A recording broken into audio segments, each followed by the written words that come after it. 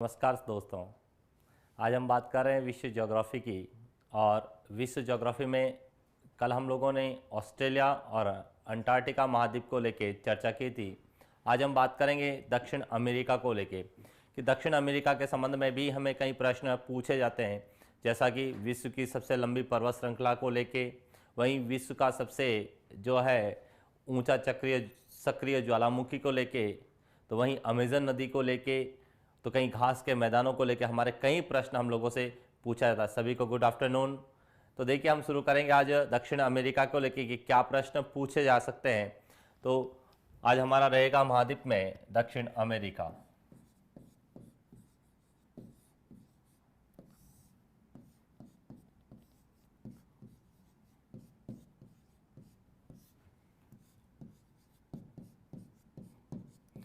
देखिए, दक्षिण अमेरिका की यदि हम बात करते हैं तो कल हम लोगों ने डिस्कस किया था कि दक्षिणी अमेरिका का जो है वह गोंडवाना लैंड का भाग माना जाता है।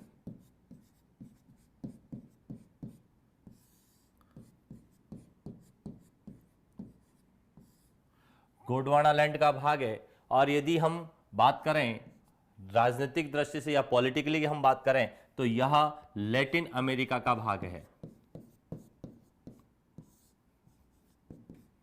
लैटिन अमेरिका का भाग माना जाता है।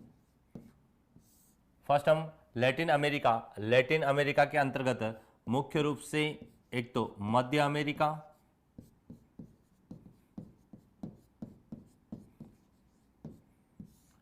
दक्षिण अमेरिका, मैक्सिको और चौथा है वह वेस्ट इंडीज द्वीप समूह आता है। द्वीप समूह जिसको हम कैरिबियाई द्वीप समूह कहते हैं। और इन सबको जो है मिलाकर लैटिन अमेरिका का जो है निर्माण होता है। एक राजनीतिक या प्रशासनिक दृष्टि से हम बात करते हैं। उसी में हम आज बात करेंगे कि दक्षिण अमेरिका को लेके कि दक्षिण अमेरिका के संबंध में हमें क्या प्रश्न पूछे जाते हैं। तो देखिए, हम दक्षिण अमेरिका की पहली बात करेंगे स्ट्रक्चर की, स्थिति की, कि इसकी स्थिति विश्व में कहां पर है। उसके बाद हम बात करेंगे इसकी प्रशासनिक दृष्टिकोण से या राजनीतिक दृष्टिकोण से कि इसमें कितने देश हैं और उनको लेके क्या प्रश्न बनते हैं। और उसके बाद हम बात करेंगे ज्योग्राफी को लगे। सभी को गुड आफ्टरनून। देखिए, हम विश्व में यदि स्थिति की बात करें तो यह हमारा पूरा वर्ल्ड का मैप है। और उसी में जो है यह हमारा पार्ट है, यह है दक्षिण अमेरिका, जिसको हम साउथ अमेरिका के नाम से जानते हैं।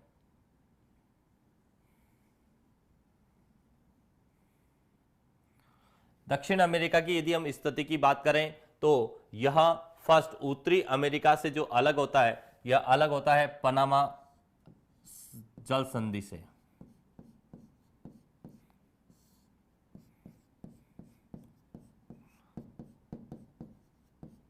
पनामा जल संधि दक्षिण अमेरिका को उत्तरी अमेरिका से अलग करती है।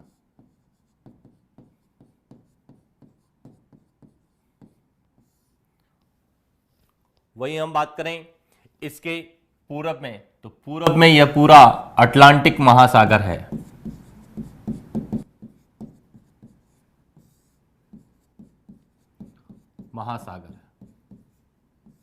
वहीं हम बात करें पश्चिम में तो यह पूरा प्रशांत महासागर है।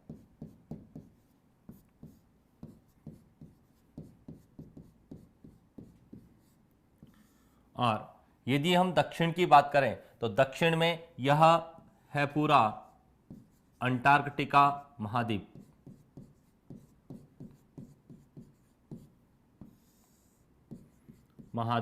जिसकी बात हम लोगों ने कल लास्ट वीडियो में की थी। और यह अंटार्कटिका महाद्वीप से एक जल संधि द्वारा अलग होता है, जिसको कहा जाता है मैगलिन जल संधि।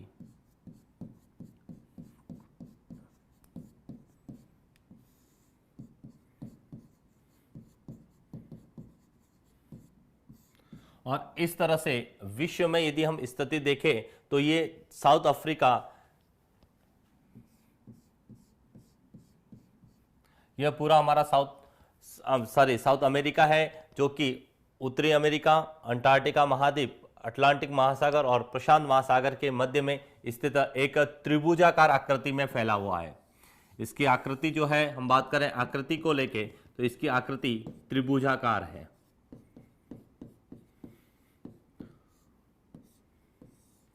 त्रिभुजाकार आकृति है। वहीं कई बार यह प्रश्न पूछा जाता है कि अफ्रीका का जो है प्रतिबिंब किसे कहा जाता है। तो देखिए, अफ्रीका महाद्वीप की स्थिति यदि देखें तो यह अफ्रीका महाद्वीप है, और अफ्रीका महाद्वीप और अटलांटिका, यह एक तरह से इसका एक प्रतिबिंब का जो है निर्माण करता है। तो कई बार इसे कहा जाता है दक्षिण अमेरिका को अफ्रीका का प्रतिबिंब।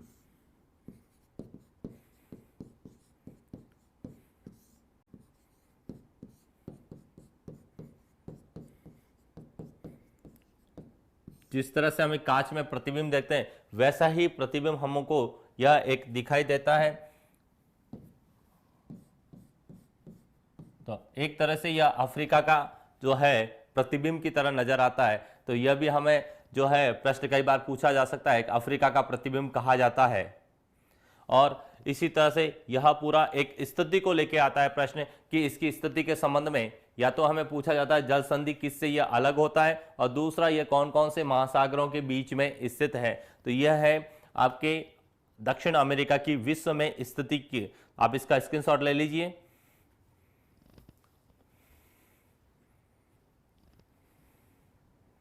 सभी को गुड आफ्टरनून। वैसे आज हमारी ये क्लास है वह मुख्य रूप से जो है पीटीआई है उनके लिए रहेगी, क्योंकि कल पीटीआई का एग्जाम है। तो मेरी ओर से सभी पीटीआई जो एग्जाम देने वाले प्रतिभागी है उनको बेस्ट ऑफ लक, बेस्ट विशेष मेरे और उत्कर्ष टीम की ओर से, सभी की ओर से बेस्ट विशेष रहेगी। आप स्क्रीनशॉट ले लीजिए इनका।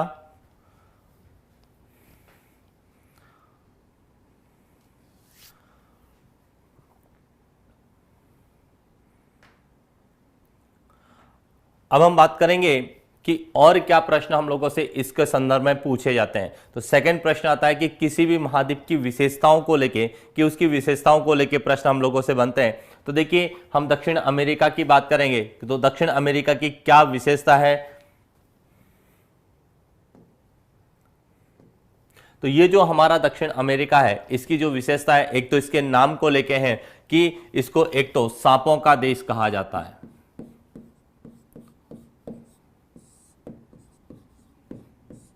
दक्षिण अमेरिका को सांपों का देश कहा जाता है। ये क्यों कहा जाता है इसके बाद हम बाद में करेंगे, जब इसकी ज्योग्राफिकल की बात पढ़ेंगे तो उस समय हम इसकी बात करेंगे कि सांपों का देश क्यों कहते हैं। दूसरा, इसको पक्षियों का महाद्वीप भी कहा जाता है।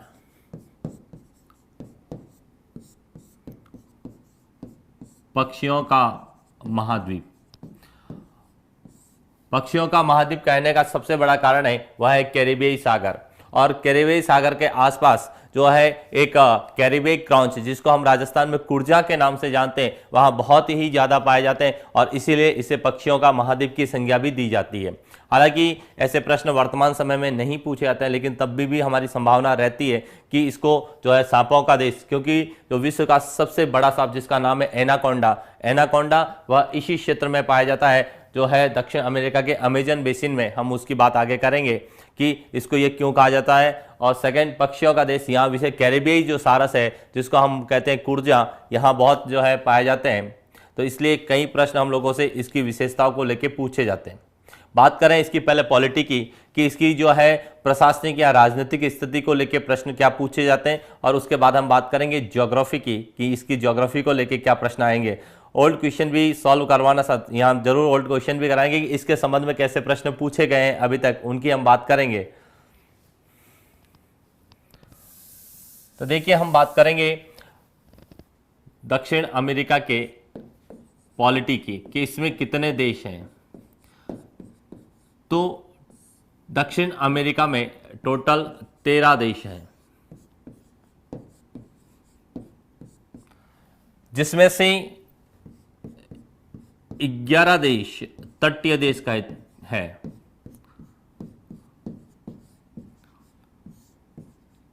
11 देश तटीय देश है। तटीय देश का मतलब है कि पूरे दक्षिण अमेरिका के जो है 13 देशों में से 11 देशों की सीमाएं समुद्र या महासागरों से लगती है, जबकि केवल 2 ही देश ऐसे हैं जो स्थल अवरुद्ध है। 2 देश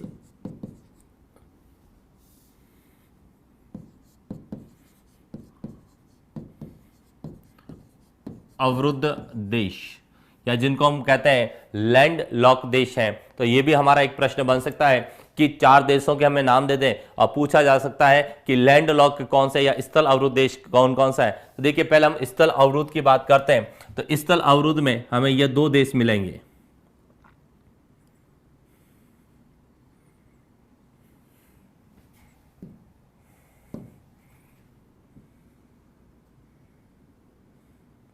ये ऐसे 2 देश हैं जिनकी सीमा किसी भी जो है सागर या महासागर से या किसी तरह की ये तटीय सीमा नहीं बनाते हैं। तो देखिए, यह जो देश है यह है बोलीविया। बोलीविया, और दूसरा यह है पैराग्वे। यह 2 देश जो है स्थल अवरुद्ध देश की संज्ञा दी जाती है। तो यहां से हमारा एक प्रश्न पूछा जा सकता है कि 4 देशों के नाम ले देंगे, पूछा जाएगा सबसे बड़ा या दक्षिण अमेरिका का सबसे बड़ा स्थल अवरुद्ध देश कौन सा है। तो देखिए, यदि हम इन दोनों देशों की तुलना करें तो क्षेत्रफल की दृष्टि से बोलीविया जो है बड़ा है, वहीं सेकंड नंबर जो है वह है पैराग्वे, यह एक छोटा देश है।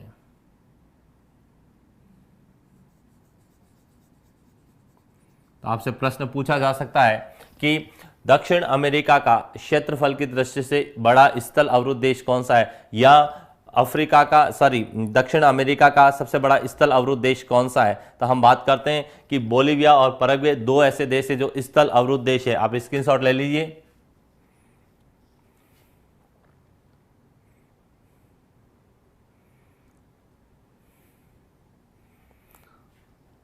पनामा जल संधि किस महाद्वीप से संबंधित है? पनामा जल संधि, पनामा सिटी जो कि उत्तरी अमेरिका का एक भाग है, तो उत्तरी अमेरिका से संबंधित है। इसके बाद हम बात करेंगे कि और कौन कौन से देश हैं। तो देखिए, इसमें जो मुख्य रूप से जो देश हम लोगों को है वह है कि दक्षिण अमेरिका का जो सबसे बड़ा क्षेत्रफल की दृष्टि से सबसे बड़ा देश है वो है ब्राजील। ब्राजील है। ब्राजील के साथ जो है यह कहलाता है फ्रेंच गुआना।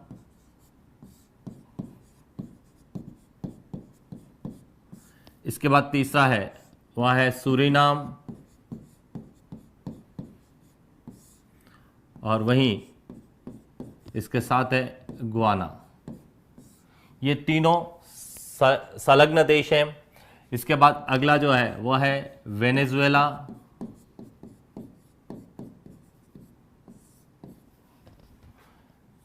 ये बात करेंगे कोलंबिया, यह है इक्वेडोर,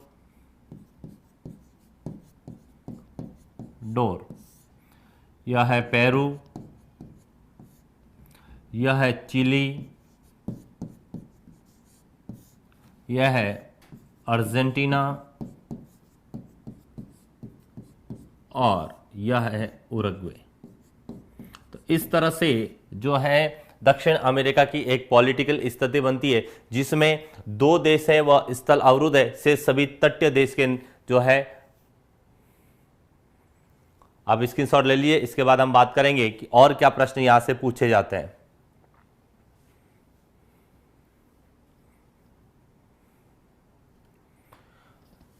यहां जब हम बात करते हैं तो कई बार प्रश्न आता है कि जो सबसे बड़ा देश है वह है ब्राजील, और ब्राजील एक दक्षिण अमेरिका का ऐसा देश है जिसकी सीमा लगभग सभी देशों से लगती है। केवल 2 ही देश से इसकी जो है सीमा नहीं लगती है। यानी सर्वाधिक जो है अंतर्राष्ट्रीय सीमा बनाने वाला जो देश है यहाँ का वह है ब्राजील। ब्राजील की सीमा केवल 2 ही देशों के साथ नहीं लगती है, एक तो इक्वेडोर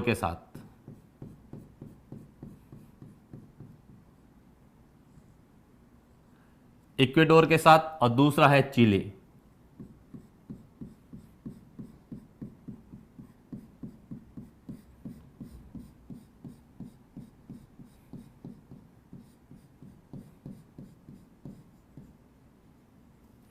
इन दो देशों के साथ जो है ब्राजील की सीमा नहीं लगती है, बाकी सभी देशों के साथ ब्राजील जो है अपनी सीमा निर्धारित करता है। फॉकलैंड की भी बात करेंगे कि फॉकलैंड जो है वह, और ये अर्जेंटीना का, ज्योग्राफिकली यह अर्जेंटीना का भाग है। अब यहां से और जो प्रश्न बनते हैं वो प्रश्न बनते हैं कि यह जो है दक्षिण अमेरिका कोलंबिया से शुरू करता है, इसका उत्तरतम बिंदु है वो कोलंबिया है, और दक्षिणतम बिंदु जो इसको ये दिख रहा है आपको छोटा सा, यह एक द्वीप है। सबसे ऊपर है वह है कोलंबिया, और सबसे दक्षिण में है यह एक द्वीप है, छोटा सा द्वीप है जिसका नाम है टेरा डेल फ्यूगा। टेरा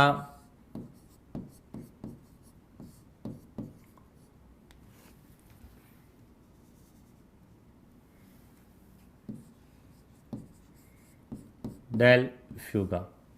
यहां जो दक्षिण अमेरिका का सबसे दक्षिणतम है, जबकि सबसे उत्तरतम भाग है वह है कोलंबिया। तो यह कोलंबिया से शुरू होता है, टेरा डेल फ्यूगा तक जो है एक है, जो क्षेत्रफल की दृष्टि से देखा जाए तो विश्व का चौथा, क्षेत्रफल की दृष्टि से विश्व का चौथा बड़ा जो है महाद्वीप है। वही जनसंख्या की बात करें तो जनसंख्या की दृष्टि से यह पांचवा बड़ा महाद्वीप की श्रेणी में आता है।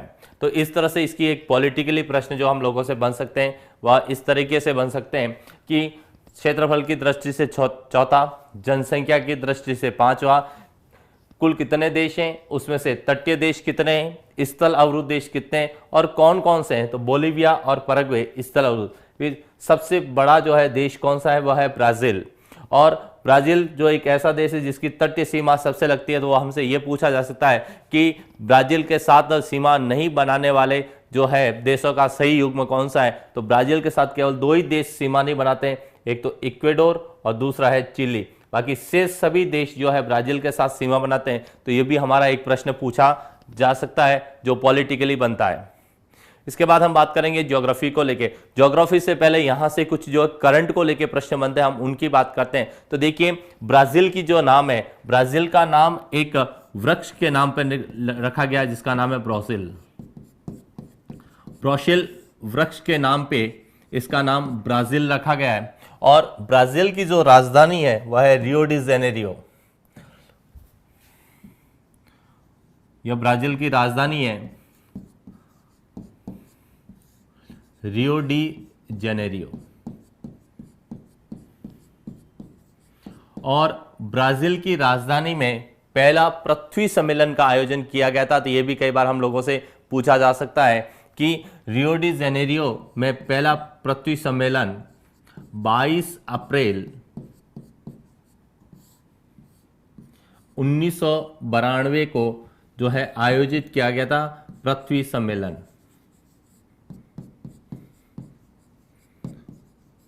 और इसी कारण हम 22 अप्रैल को जो है पृथ्वी दिवस के रूप में मनाते हैं।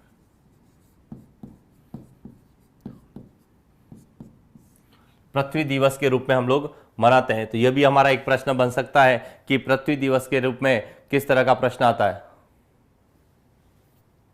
तो यह था हमारा एक ब्राजील की पॉलिटिकली प्रश्न पूछा जाता है 1992। यह पर्यावरण और उनकी जो है वैश्विक रणनीति उसके अंतर्गत पूछा जाता है 22 अप्रैल 1992 का कि पृथ्वी सम्मेलन। क्योंकि हमारा जो पर्यावरणीय टॉपिक है उसमें हमारा मुख्य सम्मेलन है सबसे पहला स्टॉकहोम सम्मेलन, उसके बाद दूसरा है मैड्रिड जो है सम्मेलन, उसके बाद हम बात करेंगे इस पृथ्वी सम्मेलन की। फिर क्योटो प्रोटोकॉल है, जोहान्सबर्ग है, डरबन सम्मेलन है, कतर का सम्मेलन है या पेरिस समझौता।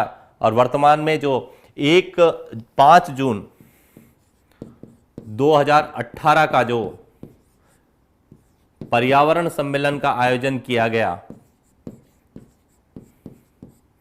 5 जून 2018 का जो पर्यावरण सम्मेलन का जो आयोजन किया गया वह हमारे भारत में आयोजित किया गया नई दिल्ली में। नई दिल्ली में आयोजित किया गया और जिसकी थीम थी बीट प्लास्टिक पॉल्यूशन। तो कहीं हमारा ये प्रश्न भी पूछा जा सकता है कि 2018 का पर्यावरण सम्मेलन, क्योंकि पहला पर्यावरण सम्मेलन 5 जून 1900 जो है 72 को 5 जून 1972 को स्टॉकहोम में आयोजित किया गया था। और वहीं से हमारा भी प्रश्न ये क्योटो प्रोटोकॉल की बात है। ये पर्यावरण के संदर्भ में हम पढ़ते हैं कि क्योटो प्रोटोकॉल, जापान का एक शहर है क्योटो, वहां पर एक पर्यावरण को लेकर कुछ समझौते किए गए थे, कुछ नियम बनाए गए थे, उनको क्योटो प्रोटोकॉल कहा गया, जो 1997 में ये सम्मेलन हुआ था। तो उसको लेके भी हमें प्रश्न पूछा था पर्यावरण को लेके। लेकिन वर्तमान में जो यह है 5 जून 2018 जिसका सम्मेलन नई दिल्ली में आयोजित किया गया, तो यह भी हमारा प्रश्न बन सकता है कि इसकी थीम क्या थी। तो इसकी थीम थी बीट प्लास्टिक पॉल्यूशन।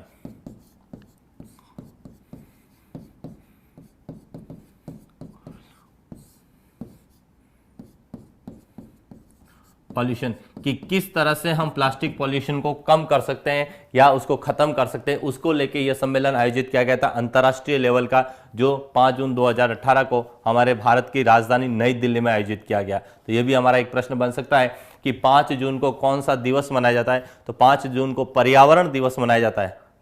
बस एटलस में ब्राजीलियाई नाम है और ब्राजीलिया है वह ब्राजील की राजधानी है ब्राजीलिया। अब हम बात करेंगे इसके और क्या प्रश्न हम लोगों से इसकी पॉलिटी को लेके पूछे जा सकते हैं। तो इसका अब बात करेंगे ज्योग्राफी, पॉलिटी के साथ साथ ज्योग्राफी के उन देशों को जोड़ेंगे जो हमें विशेष रूप से पूछे जाते हैं। स्क्रीनशॉट ले लीजिए आप। इसके बाद हम बात करते हैं ज्योग्राफी में।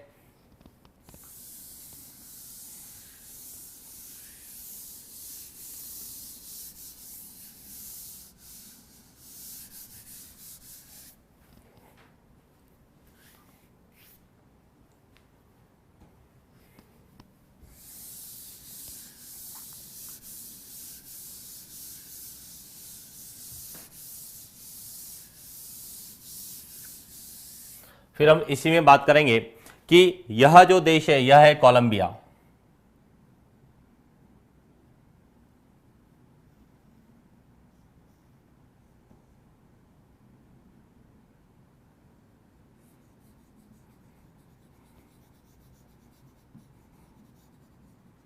यह कोलंबिया देश है जो कि दक्षिण अमेरिका का सबसे उत्तरी देश की संज्ञा दी जाती है। सबसे उत्तर में जो है वह है कोलंबिया।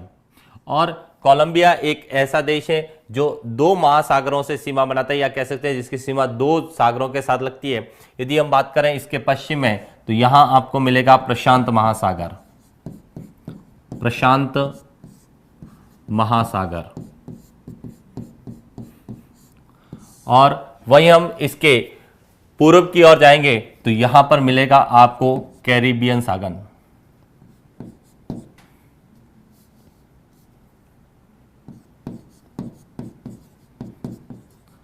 बियन सागर। तो हमारा प्रश्न यह बन सकता है कि जो यह देश है कोलंबिया,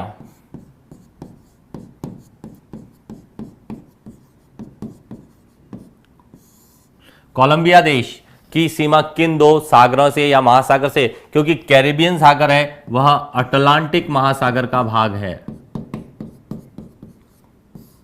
अटलांटिक महासागर का भाग है। और इसलिए यह पूछा जा सकता है कि कौन सा देश अटलांटिक और प्रशांत महासागर दोनों से सीमा बनाता है। तो दोनों के साथ सीमा बनाता है वह है कोलंबिया देश। इसके बाद हम आगे बात करेंगे और क्या प्रश्न बनते हैं। बात आती है रेखाओं को लेके। तो रेखाओं को लेके भी हमारा प्रश्न हम लोगों से पूछा जा सकता है कि कौन कौन सी रेखाएं यहां से गुजरती है। तो देखिए, हम रेखाओं की बात करें तो दक्षिण अमेरिका से मुख्य रूप से 2 रेखाएं गुजरती है। एक तो गुजरती है मकर रेखा और दूसरी गुजरती है भूमध्य रेखा। तो उनको लेके भी हमारे कई प्रश्न बन सकते हैं कि कौन कौन सी रेखाएं कहां कहां से गुजरती है। तो देखिए, हम बात करें रेखाओं को लेके, तो यह हमारा जो दक्षिण अमेरिका है इसमें जो है भूमध्य रेखा की हम बात करते हैं सबसे पहले। तो भूमध्य रेखा है वह इसे 3 देशों से गुजरती है।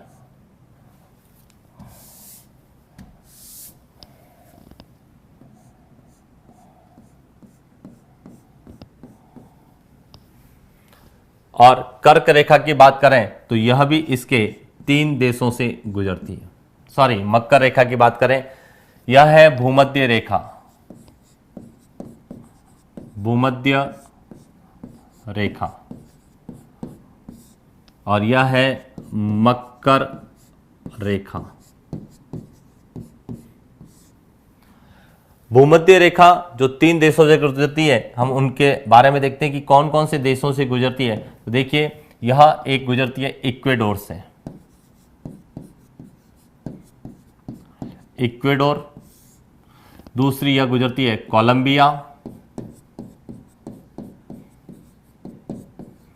और तीसरा देश है वह है ब्राजील।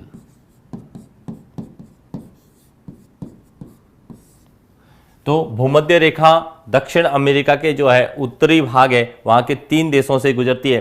वहीं मकर रेखा की बात करें तो यह भी 3 देशों से गुजरती है, चिली, अर्जेंटीना और तीसरा है ब्राजील। तो यहां हमारा एक जो प्रश्न, इंपॉर्टेंट प्रश्न बनता है वह बनता है कि किस देश से 2 रेखाएं गुजरती है। तो हम बात करते हैं, जो देश है वह है ब्राजील। ब्राजील एक ऐसा देश है जहां से भूमध्य रेखा और मकर रेखा दोनों गुजरती है। तो यहां से हमारा प्रश्न बनने की संभावना रहती है। और यह एक महाद्वीप की विशेषता भी बताता है कि दक्षिण अमेरिका एक ऐसा महाद्वीप है जहां से 2 रेखाएं गुजरती है, और 2 में से ऐसा ब्राजील एक ऐसा देश है जहां से दोनों रेखाएं गुजरती है। तो यह भी हमारा एक प्रश्न पूछा जा सकता है कि कौन सी रेखा जो है, या कह सकते हैं कि भूमध्य रेखा और मकर रेखा गुजरने वाला देश कौन सा है, या ब्राजील के संबंध में सही कथन कौन सा है। तो यह हमारे प्रश्न पूछे जा सकते हैं। इसका स्क्रीनशॉट ले लीजिए आप।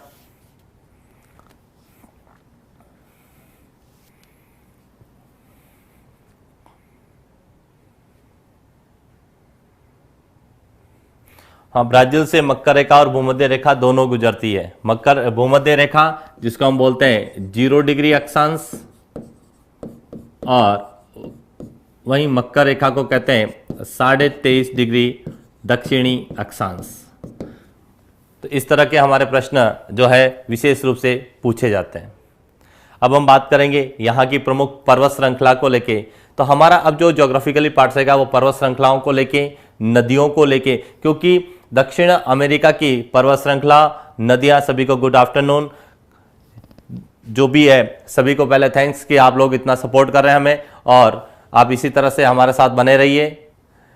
हम बात करेंगे ज्योग्राफी में कि यहाँ की मुख्य पर्वत श्रृंखला कौन सी है। पर्वत श्रृंखला को लेके जो प्रश्न हमारा बनता है, वह जो प्रश्न आता है वो एंडीज पर्वत को लेके बहुत बार पूछा जाता है, क्योंकि दक्षिण अमेरिका की जो प्रमुख पर्वत श्रृंखला वो एंडीज पर्वत श्रृंखला है, जो कि विश्व की सबसे लंबी पर्वत श्रृंखला की श्रेणी में आती है। और इसलिए हमारे लिए एंडीज को लेके बहुत से प्रश्न हम लोगों से पूछे थे। पैराग्वे से यह नहीं गुजरती है, यह केवल जो है चिली, अर्जेंटीना और ब्राजील से गुजरती है। पैराग्वे उत्तर में रहता है, उरुग्वे दक्षिण में रह जाता है इसके।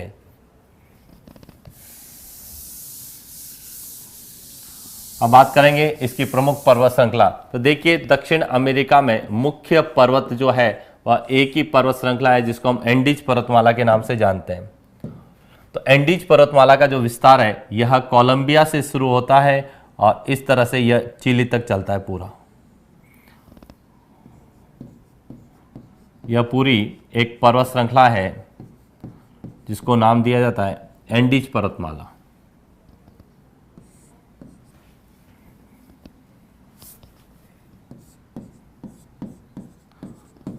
एंडीज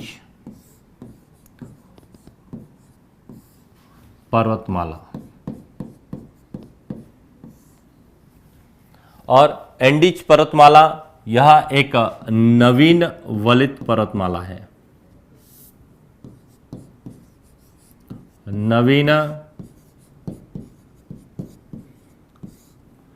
वलित पर्वत है और यह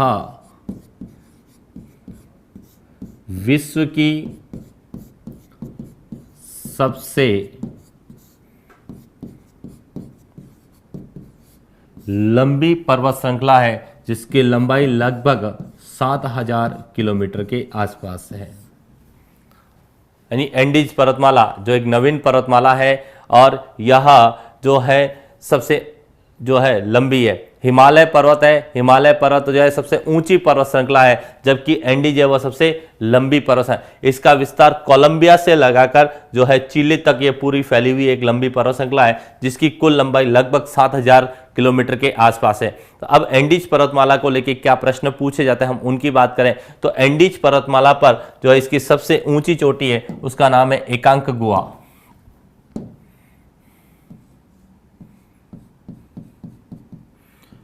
एंडीज पर्वतमाला की सबसे ऊंची चोटी है एकांकगुआ, जो कि चिली में स्थित है। बताते हैं तो कई बार हमें परिप्रशांत महासागरीय पेटी के संदर्भ में भी हम लोगों से पूछा जा सकता है कि परिप्रशांत महासागरीय पेटी का भाग नहीं है, तो इसमें से यह दोनों कोटोपैक्सी और चिम्बेरेजी परिप्रशांत महासागरीय पेटी के भी भाग आ रहे हैं, जहां विश्व के सबसे ज्यादा ज्वालामुखी पाए जाते हैं और सर्वाधिक जो है भूकंप प्रभावित क्षेत्र भी वही है जिसे पृथ्वी का अग्नि वलय कहा जाता है। तो ये हमारा यह प्रश्न परिप्रशांत महासागरीय पेटी के संदर्भ में पूछा जा सकता है।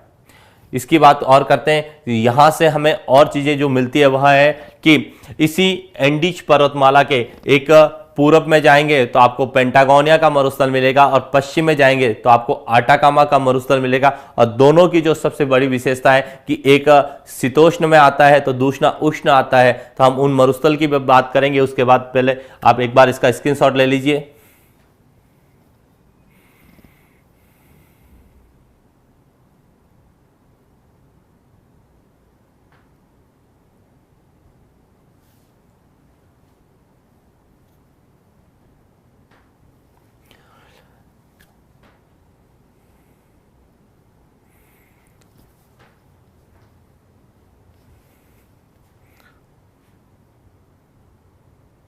अब हम बात करते हैं कि यहाँ कौन कौन से, एक ही प्रमुख पर्वत है, यहाँ कौन कौन से मरुस्थल हैं। तो देखिए यहाँ पर जो है दक्षिण अमेरिका में मुख्य रूप से दो मरुस्थल पाए जाते हैं, एक आटाकामा का और दूसरा है पेंटागोनिया का। तो हम उन दोनों की स्थिति की बात करें कि कौन कौन से जो है आ रहे हैं, तो देखिए हम बात करेंगे दो मरुस्थल कौन कौन से हैं। तो फर्स्ट बात करते हैं मरुस्थल को लेके कि कौन कौन से मरुस्थल हम लोगों से पूछे जा सकते हैं।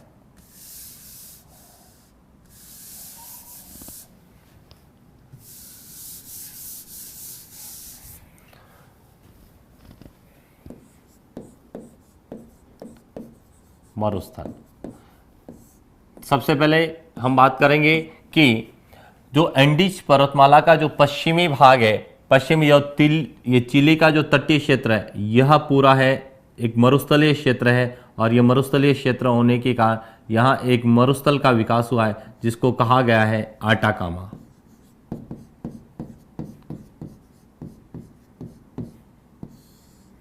आटाकामा मरुस्थल।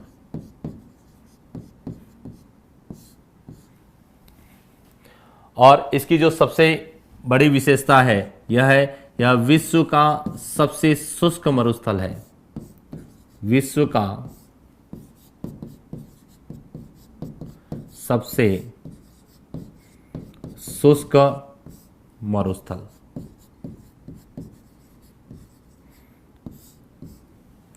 तो हमारा यहां से एक प्रश्न जो सामान्यता बनता है कि विश्व का सबसे शुष्क मरुस्थल कौन सा है, आटाकामा है। और दूसरा यह पर्टिकुलर किस देश में स्थित है, तो यह चिली में स्थित है।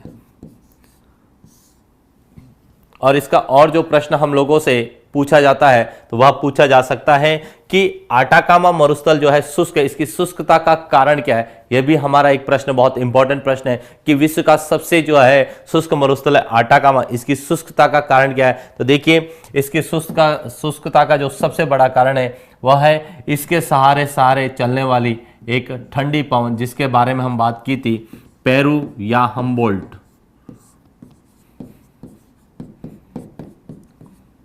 हम लोगों ने इसकी चर्चा भी की थी कि पेरू और हम्बोल्ट यह प्रशांत महासागर में चलने वाली एक ठंडी धारा है।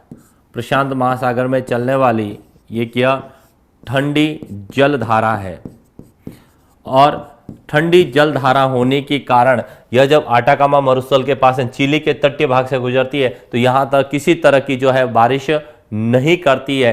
और इसीलिए यह प्रश्न हमारा पूछा जा सकता है कि विश्व का सबसे जो है ठंडा शुष्क मरुस्थल कौन सा है, आटाकामा। और शुष्कता का कारण वह है महासागरीय धारा। और वह कौन सी महासागरीय धारा है, पेरू की जो है, या जिसको हम हम्बोल्ट की धारा कहते हैं, इसकी शुष्कता का सबसे बड़ा कारण है। यह भी प्रश्न हम लोगों से पूछा जा सकता है। इसके बाद दूसरा जो यहां का जो मरुस्थल है वह है पेंटागोनिया का मरुस्थल।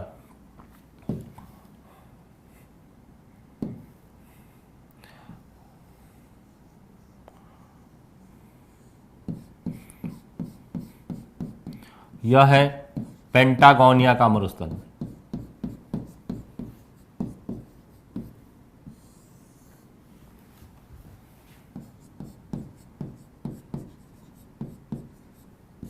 और यह अर्जेंटीना में स्थित है और यह एक शीतोष्ण मरुस्थल है। और इसके शीतोष्ण मरुस्थल होने का, यानी इस क्षेत्र का मरुस्थल होने का जो सबसे बड़ा कारण है वह कारण है यह एंडीज पर्वतमाला के वृष्टि छाया प्रदेश में स्थित है। और एंडीज पर्वतमाला के वृष्टि छाया प्रदेश में स्थित होने के कारण यहाँ जो है बारिश कम होती है, इसलिए यह भाग जो है शुष्क रहता है, जिसको पेंटागोनिया का मरुस्थल कहा जाता है, जो कि एक शीतोष्ण कटिबंधीय या शीतोष्ण मरुस्थल की श्रेणी में आता है।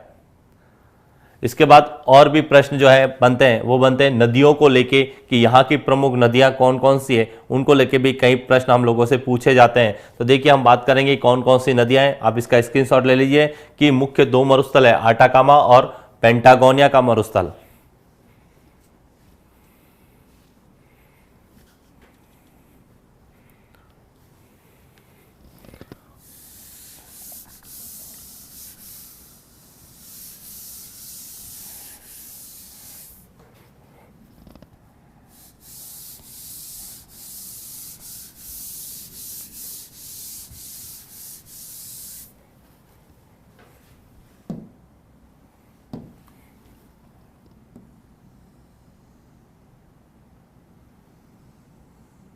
यह पूरी है एंडीज पर्वतमाला। सबसे पहले हम बात करेंगे नदियों को लेके कि कौन कौन सी यहाँ की नदियाँ हैं। तो देखिए यहाँ की जो सबसे प्रमुख नदी है वह है अमेजन नदी। हम बात करेंगे अमेजन नदी की। तो देखिए अमेजन नदी पेरू से निकलती है, यहाँ भूमध्य रेखा,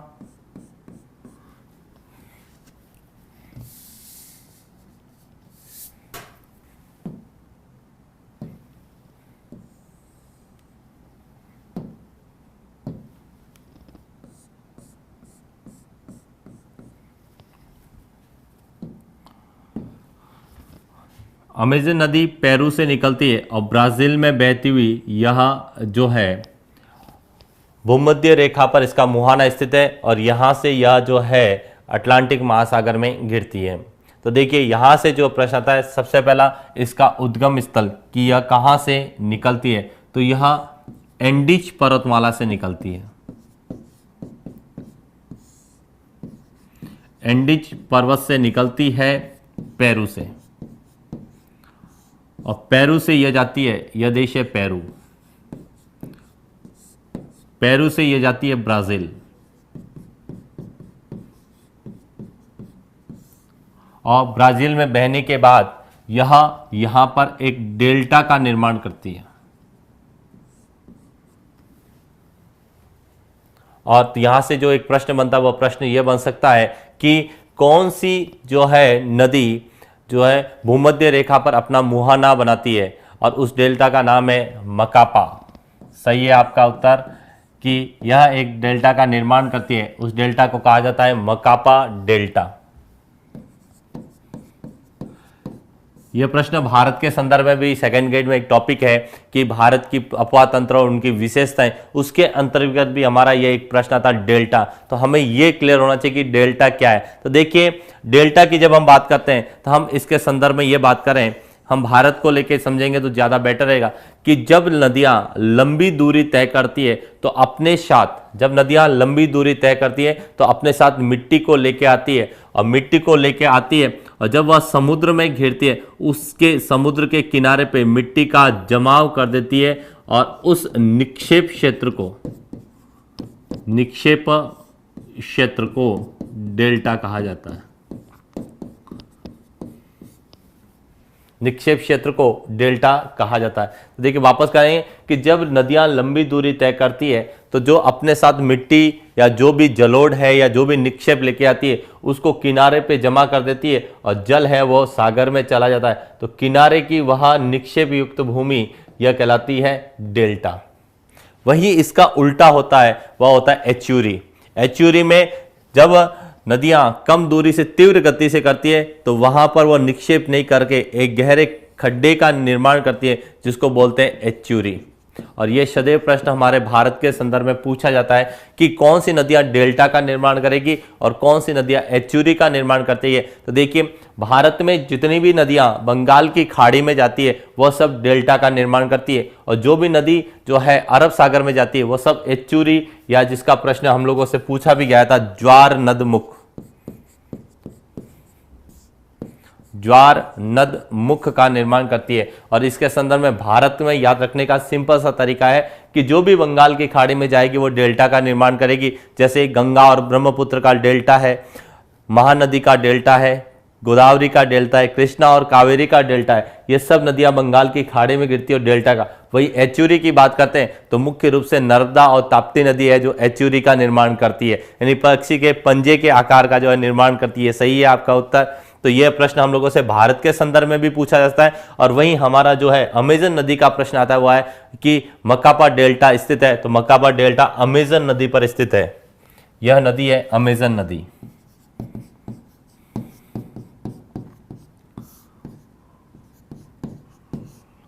अब अमेजन नदी को क्या लेके प्रश्न बनते हैं, तो अमेजन नदी यहां लंबाई में देखा जाए तो विश्व की दूसरी सबसे लंबी नदी है। विश्व की दूसरी सबसे लंबी नदी है वह है अमेजन नदी। और वहीं बात करें तो यह जल ग्रहण की दृष्टि से, जल ग्रहण यहां अपवाह क्षेत्र की दृष्टि से सबसे बड़ी नदी।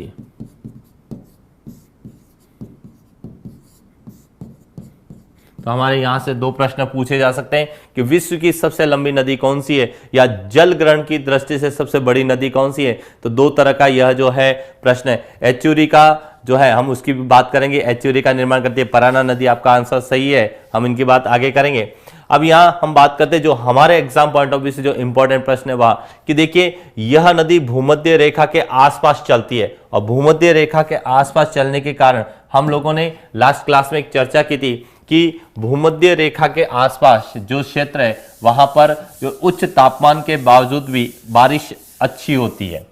इस क्षेत्र में जो है भूमध्य रेखा के आसपास जो ये क्षेत्र है इसमें तापमान उच्च रहता है क्योंकि यह उष्ण कटिबंध में आता है और यह उष्ण कटिबंध में यहाँ तापमान भी उच्च रहता है और बारिश भी ज्यादा होती है। और बारिश होने का सबसे बड़ा कारण है वह कारण है यहाँ की जो है व्यापारिक पवनें, कि व्यापारिक पवनें जब भूमध्य रेखा के करीब आती है तो गर्म होकर ऊपर उठती है और ऊपर उठकर ठंडी होकर बारिश करती है और यहाँ पर जो है बारिश भी ज्यादा होती है और इस कारण यहाँ पर उष्ण कटिबंधीय सदाबहार वन पाए जाते हैं। उष्ण कटिबंधीय सदाबहार वन।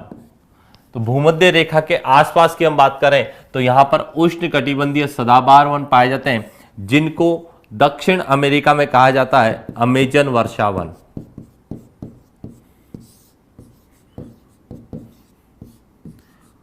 अमेजन वर्षा वन। और इन्हीं वनों को यदि हम ब्राजील में बात करें तो कहा जाता है सेल्वास। सेल्वास कहा जाता है ब्राजील में और अमेजन वर्षा वन कहा जाता है दक्षिण अमेरिका में। तो यह प्रश्न हम लोगों से कई बार पूछा जाता है और ये RS 2013 में भी प्रश्न पूछा गया था। और प्रश्न पूछा गया था कि पृथ्वी का फेफड़ा किसे कहते हैं। प्रश्न था पृथ्वी का फेफड़ा। पृथ्वी का फेफड़ा कहा जाता है अमेजन वर्षा वन, या ब्राजील में बात करेंगे तो सेल्वास, और भूमध्य रेखा के आसपास बात करेंगे तो उष्ण कटिबंधीय सदाबहार वन। इन सबको जो है जो कहा जाता है पृथ्वी का फेफड़ा, क्योंकि जिस तरह से फेफड़े का कार्य है इंस्पिरेशन और एक्सपिरेशन, यानी ऑक्सीजन लेना और CO2 को जो है छोड़ना, उसी तरीके से यह प्रश्न हम लोगों से, यह पृथ्वी के लिए क्या करता है, कार्बन डाइऑक्साइड लेते हैं और ऑक्सीजन छोड़ते हैं। तो पृथ्वी के लिए फेफड़े का जो कार्य करते हैं वो करते हैं ये अमेजन वर्षा वन, जो अमेजन नदी के किनारे क्षेत्र में है, जिनको ब्राजील में कहा जाता है सेल्वास। ये प्रश्न कई बार पूछा जाता है, सेल्वास वन पाए जाते हैं या सेल्वास वन है तो उष्ण कटिबंधीय सदाबहार वन जो भूमध्य रेखा के आसपास पाए जाते हैं। दक्षिण अमेरिका में अमेजन वर्षा वन और पर्टिकुलर ब्राजील में कहा जाता है इनको सेल्वास वन। और यही हम बात करते हैं आगे कि इस नदी पर जो है एक बंदरगाह स्थित है।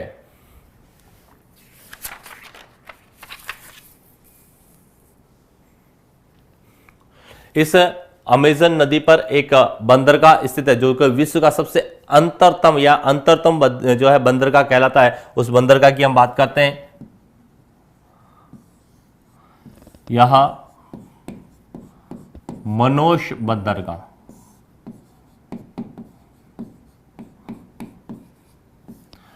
जो कि विश्व का सबसे अंतरतम बंदरगाह।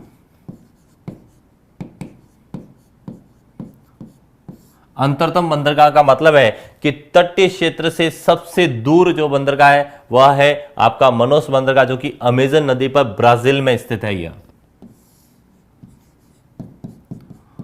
ब्राजील में स्थित यह अंतरतम बंदरगाह है। तो यह भी हम लोगों से प्रश्न पूछा जाता है कि विश्व का अंतरतम बंदरगाह कौन सा है, मनोस बंदरगाह, जो कि ब्राजील में स्थित है, अमेजन नदी पर स्थित है। फिर यहाँ की हम बात करते हैं अमेजन नदी कि अमेजन की कुछ सहायक नदियां भी हैं, जैसे नेग्रो है, मेडार है। तो कुछ सहायक नदियों को लेके भी हमारा प्रश्न जो है पूछा जाता है, तो हम उनका भी स्ट्रक्चर में बात करें। पहले आप इसका स्क्रीनशॉट ले लीजिए, उसके बाद हम बात करते हैं इसके जो है कौन कौन सी सहायक नदियां उनकी बात करते हैं।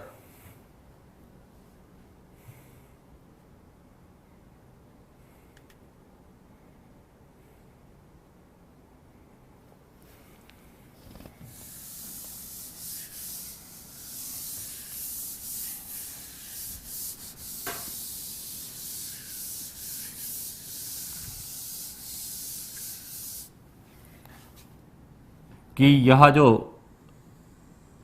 अमेजन नदी निकलती है, इसकी जो एक बाईं ओर से एक सहायक नदी मिलती है जिसको कहा जाता है नेग्रो। नेग्रो नदी है वह जो है बाईं ओर से मिलती है। दाईं ओर से मिलने वाली में जो मुख्य नदियां हैं उसमें एक तो है मेदार, दूसरी मिलती है तपाजोस और तीसरी है जंगू।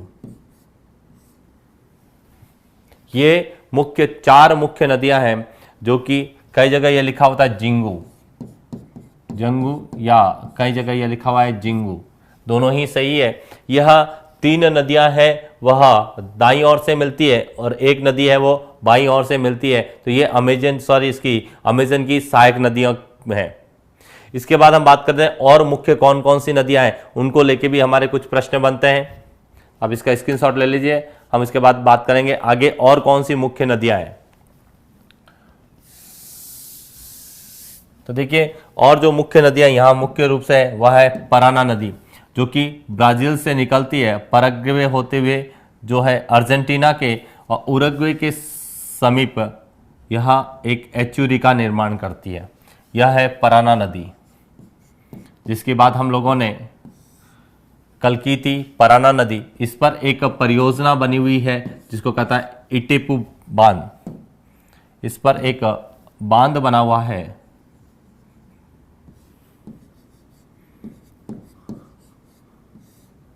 इटेपू बांध, जो कि दक्षिण अमेरिका का सबसे बड़ा बांध है। दक्षिण अमेरिका का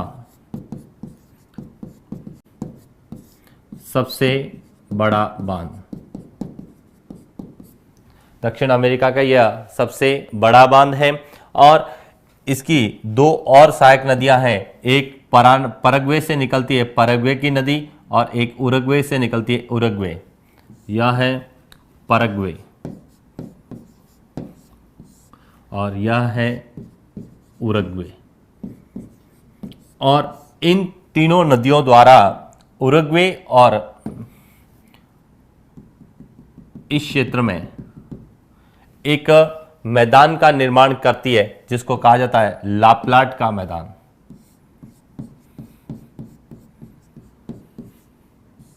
लाप्लाट कहा जाता है इन नदियों जो कि एक त्रियाब क्षेत्र है। त्रियाब क्षेत्र, त्रियाब क्षेत्र का मतलब है तीन नदियों के बीच की भूमि। तीन नदियों के बीच की भूमि है वह कहलाती है त्रियाब क्षेत्र। और पराना, परग्वे और उरुग्वे के बीच में जो ये क्षेत्र है अर्जेंटीना और उरुग्वे के बीच, ये कहलाता है लाप्लाट का मैदान या लाप्लाट। ये कई बार पूछा भी जाता है। इटेपू बांध जो बना हुआ है यह साउथ अमेरिका का सबसे बड़ा बांध है जो पराना नदी पर बना हुआ है, ब्राजील और परग्वे के मध्य में। तो हमारा यहां से एक प्रश्न और बन सकता है, लाप्लाट या इटेपू परियोजना का संबंध किस महाद्वीप से या किस देश से है या किस नदी से संबंधित है। इसके बाद एक और यहाँ जो है नदी निकलती है, उस नदी को कहा जाता है मैग्डालेना नदी। यह इंडीज पर्वतमाला से निकलती है कोलंबिया से, और कोलंबिया से निकलने के बाद इस तरह से चलती है। इसको कहा जाता है मैग्डालेना नदी।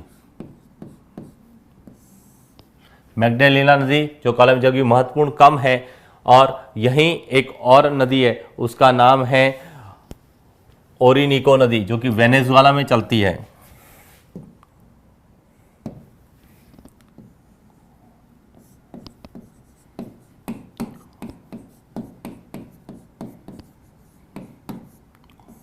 ओरिनिको नदी यह चलती है कोलंबिया में।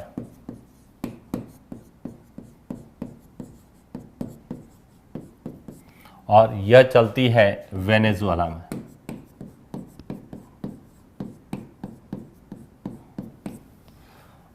और ओरिनिको की एक सहायक नदी है जिसका नाम है कैरू नदी। और कैरू नदी पर जो है विश्व का सबसे ऊंचा जलप्रपात एंजिल जलप्रपात है वह पूछा गया था। यह हमें भी प्रश्न पूछा गया था सेकंड ग्रेड में कि विश्व का सबसे ऊंचा जलप्रपात कौन सा है। तो विश्व का सबसे ऊंचा जलप्रपात है एंजिल जलप्रपात जो कि ओरिनिको जो है नदी है उसकी सहायक नदी है कैरू नदी, या जो है कैरू नदी के नाम से जानी जाती है। कई जगह उसका नाम कोरोनी नदी का नाम लिखा हुआ है। ग्रांड चौको उसकी भी हम बात करेंगे। ग्रांड चौको क्या है, ये आगे जो है मैदानों की बात होगी, हम उसमें सब में पढ़ेंगे कि ओरिनिको की एक सहायक नदी है। हम उसकी बात करते हैं कि इसकी एक सहायक नदी है, उस सहायक नदी पर एक जलप्रपात बना हुआ है जिसको हम बोलते हैं एंजिल जलप्रपात। एंजिल जलप्रपात, एंजिल जलप्रपात विश्व का सबसे ऊंचा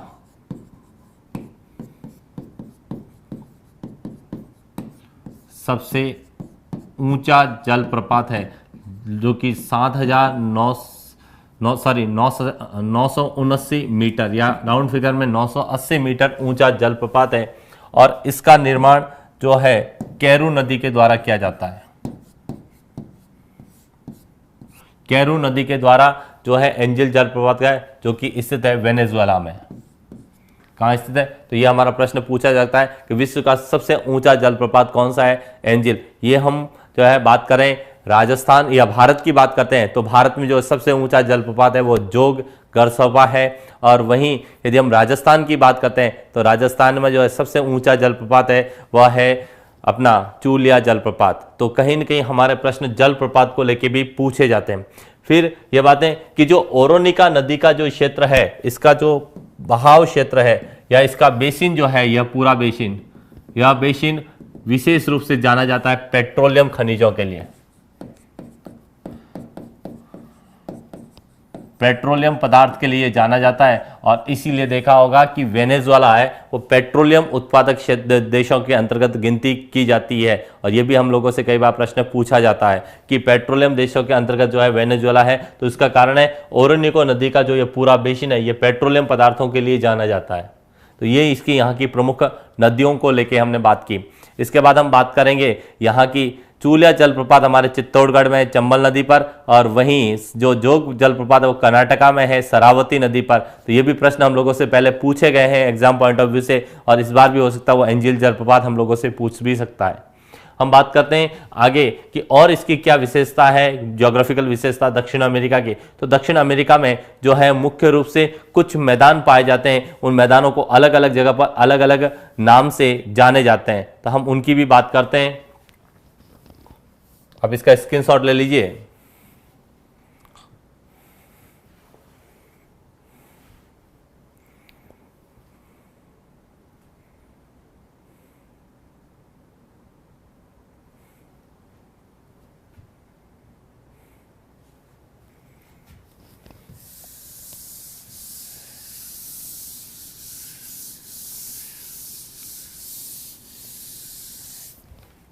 अब हम बात करेंगे प्रमुख मैदानों की।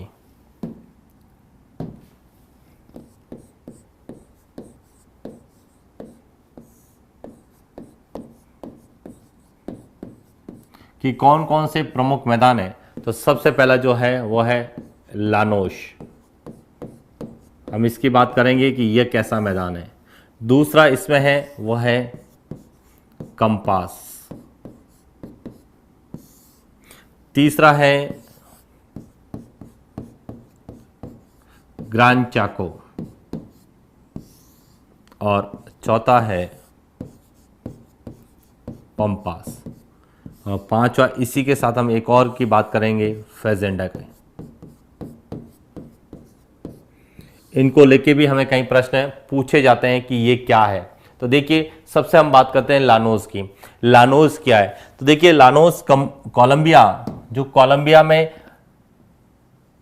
हमने दो नदियां पढ़ी थी, एक पढ़ी थी अपने मैग्डालेना और दूसरा है ओरानिका, इन दोनों के मध्य और पैराग्वे में, यह है ब्राजील में, और तीसरा है पंपास। पंपास की हम बात करें तो पंपास जो है ये भी घास के मैदान है, और ये पाए जाते हैं अर्जेंटीना में।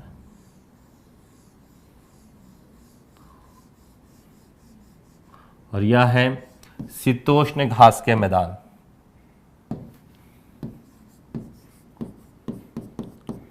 शीतोष्ण घास के मैदान।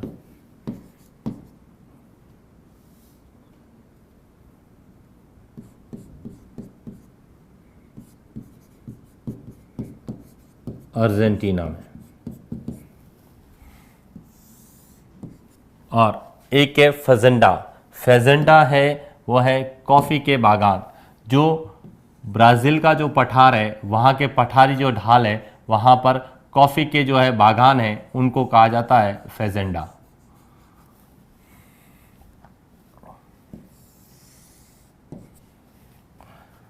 फेजेंडा ब्राज़ील में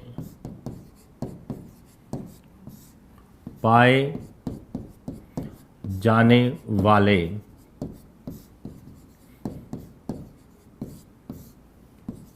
कॉफ़ी के बागान। और ये प्रश्न कई बार पूछा जाता है, फेजेंडा है तो कॉफ़ी के बागान है, क्यों है? इसका हम कारण बताएं कि विश्व में सबसे ज़्यादा जो कॉफ़ी उत्पादक देश है वह है ब्राज़ील। विश्व में सबसे ज़्यादा जो कॉफ़ी उत्पादक देश है, कहवा उत्पादक देश है, तो विश्व में है ब्राज़ील। और हम भारत में बात करते हैं तो हमारा कर्नाटका राज्य आता है। और यहाँ पर कॉफ़ी की 3 किस्में मुख्य रूप से जो है पाई जाती है। उसमें एक तो है रोबिस्टा, अरेबिका और लाइरेबिका, जो हमें प्रश्न सेकंड ग्रेड में पूछा भी गया था कि निम्न में से कहवा की जो है किस्म कौन सी है, तो हम उसकी बात भी करेंगे कि फेजेंडा में जो है कॉफ़ी होती है, यहाँ मुख्य रूप से रोबिस्टा और आइरेबिका, ये 2 किस्में जो है मुख्य रूप से है, ये दोनों ही कॉफ़ी की किस्म है। कॉफ़ी कह सकते हैं या हम कह सकते हैं कहवा, कहवा की किस्म है। तो हमारा प्रश्न यहां से भारत के संदर्भ में भी पूछा जा सकता है कि भारत में कॉफी उत्पादक कौन सा है। तो यदि विश्व में बात है, लास्ट साल यूपीएससी में भी आया था, यूपी ने उत्तर प्रदेश में ये पूछा जाता है। ये जब भी हमें किस्मों को लेके, फेजेंडा को लेके, ये पिछले प्रश्न ही हमें पूछे जाते हैं, तो हमें इन तरह के प्रश्नों को वापस में एक बार करूंगा कि यहां से प्रश्न बनने की संभावना ज्यादा रहती है। सबसे पहला जैसे कि लानोस क्या है, तो ये उष्ण कटिबंधीय घास का मैदान है जो कोलंबिया में स्थित है।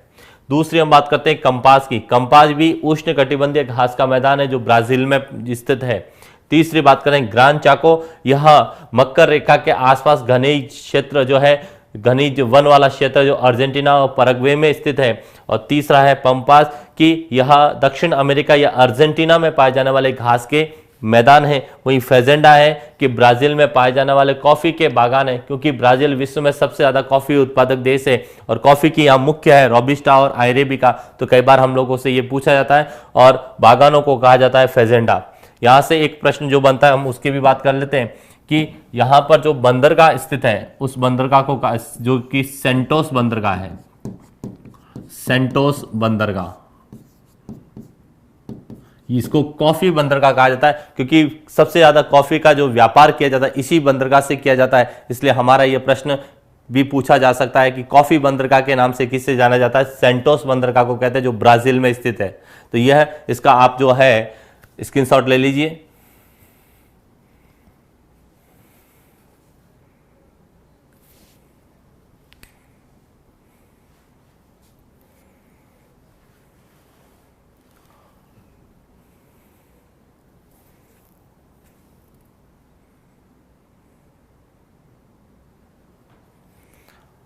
अब हम बात करेंगे कि यहाँ के कौन कौन सी हवाएं चलती हैं। हम हवाओं को लेके भी प्रश्न है क्योंकि हम लोगों ने पहले ही हवाओं को यानी पवन तंत्र को पढ़ा था, उस समय से संबंध में थी।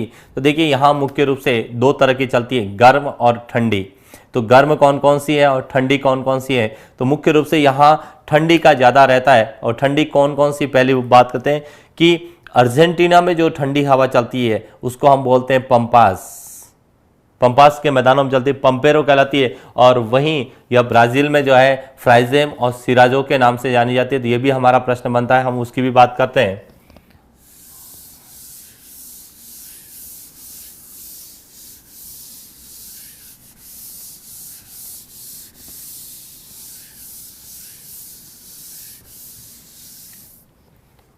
कि यहां पे चलने वाली ठंडी पवन, तो देखिए मुख्य रूप से यहां दो ठंडी पवन चलती है। एक तो चलती है पंपेरो, पंपेरो चलती है अर्जेंटीना में, अर्जेंटीना में चलती है। और दूसरी चलती है सिराजो, या जिसको कहा जाता है फ्राइजेम, और यह चलती है ब्राजील में। ये दो मुख्य रूप से यहाँ ठंडी पवनें चलती। एक तो है आपकी पंपेरो जो कि अर्जेंटीना के भाग में चलती है, और दूसरी जो है ब्राज़ील के अंदर चलती है। ये दोनों ठंडी जो है पवनें हैं। फिर यहाँ बात करते हैं कि कौन कौन से पठार है। तो देखिए यहाँ पठारों को लेके भी हमारे कई प्रश्न बनते हैं, झीलों के संदर्भ में भी कुछ प्रश्न बनते हैं, तो उनकी हम बात करेंगे।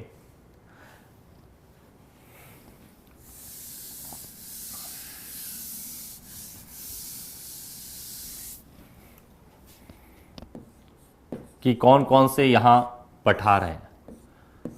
तो सबसे पहला पठार है गिनी का पठार,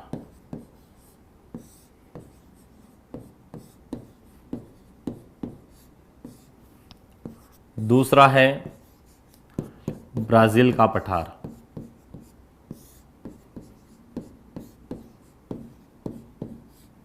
और तीसरा है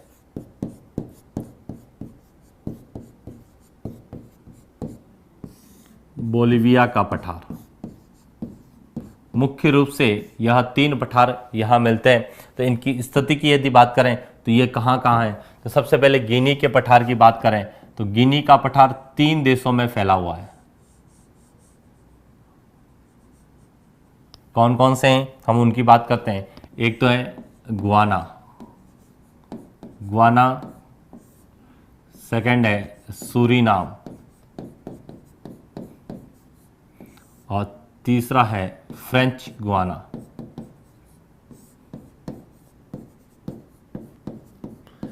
इन तीनों में जो पठार फैला हुआ है उसको हम बोलते हैं गिनी का पठार। दूसरा जो पठार है वह है ब्राजील का पठार। जो ये ब्राजील का पूर्वी तट है, यह पूरा पठारी क्षेत्र है और इसको कहा जाता है ब्राजील का पठार। और तीसरा जो पठार है वह है बोलिविया का पठार।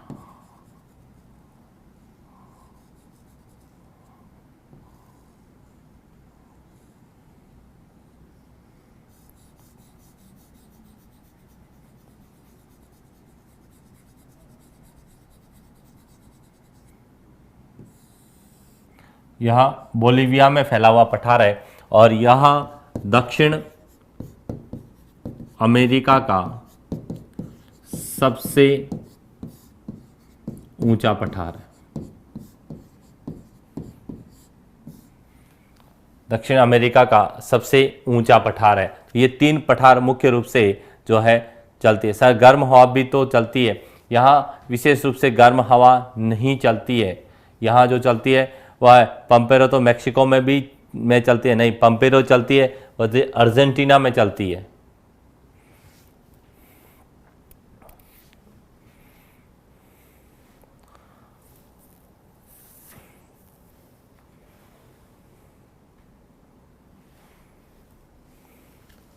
अब स्क्रीनशॉट ले लीजिए। इसके बाद हम बात करेंगे कि यहाँ से कौन कौन से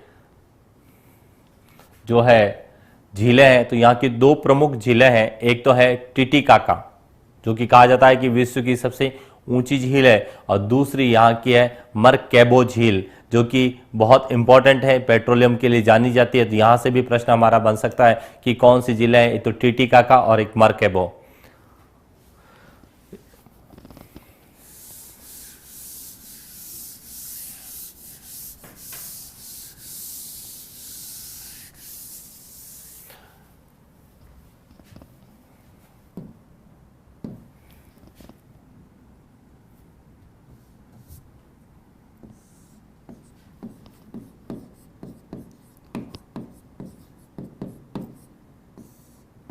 मरकेबो झील यहाँ वेनेजुएला में स्थित है, और मरकेबो झील के आसपास पेट्रोलियम के भंडार होने के कारण यहाँ पेट्रोलियम उत्पादक क्षेत्र के रूप में जानी जाती है। पेट्रोलियम उत्पादक क्षेत्र। तो मरकेबो झील जो है मुख्य रूप से पेट्रोलियम उत्पादक जो है क्षेत्र की तरह जानी जाती है। वहीं दूसरी जो झील है वह है बोलिविया और पेरू के मध्य स्थित है, जिसका नाम है टिटिकाका झील।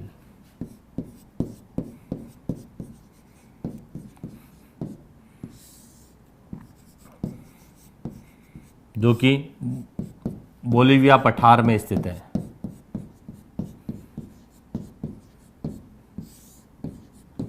पठार में स्थित है और यह विश्व की सबसे ऊंची झील,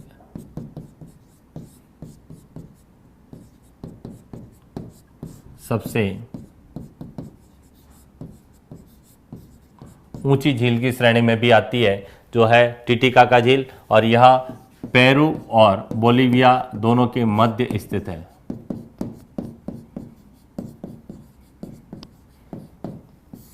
बोलिविया और पेरू के मध्य स्थित है, और वहीं यह जो हमारा वेनेजुएला में स्थित है, और यह इसके चारों ओर पेट्रोलियम भंडार होने के कारण यह पेट्रोलियम उत्पादक क्षेत्र के रूप में भी जानी जाती है। तो आप इसका स्क्रीनशॉट ले लीजिए।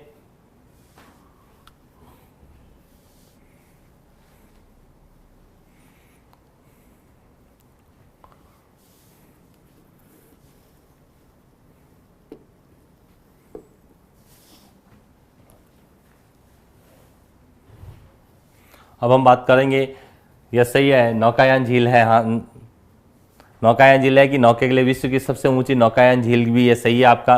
नौकायान की नौका जो है किया जाता है यहाँ पर। अब इसके हम बात करते हैं अगला कि यहाँ जो है एक विशेष प्रकार का तट पाया जाता है जिसको कहते हैं फ्योर्ड का तट कहते हैं। कि फ्योर्ड तट कई बार हम लोगों से पूछा जाता है कि फ्योर्ड तट क्या है। तो देखिए फ्योर्ड तट को लेकर हमारे प्रश्न जो बनते हैं हम उनकी बात करते हैं।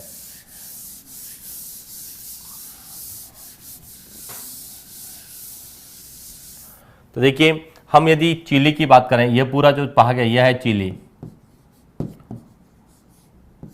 यह देश चिली का जो दक्षिणी भाग है वह एक तरह से, जिस तरह से हमारा मेरुदंड है या स्पाइनल कॉर्ड है पोपोजील में है, लेकिन उसकी कोई पर्टिकुलर विशेषता नहीं है। विशेषता नहीं होने के कारण उसके लिए हम जो है समय नहीं, क्योंकि हमारा जो विश्व में केवल ये पार्ट दे रखा है कि जिसकी पर्टिकुलर विशेषता उसको लेके प्रश्न ज़्यादा पूछे जाते हैं। हमारा जो सिलेबस है उसमें दे रखा है विश्व का महाद्वीप है उनकी विशेषताओं को लेकर हमारे कई प्रश्न बनते हैं। तो उसमें जो चिली का जो दक्षिणी भाग है, जो तटीय भाग है, इसको कहा जाता है फ्योर्ड तट।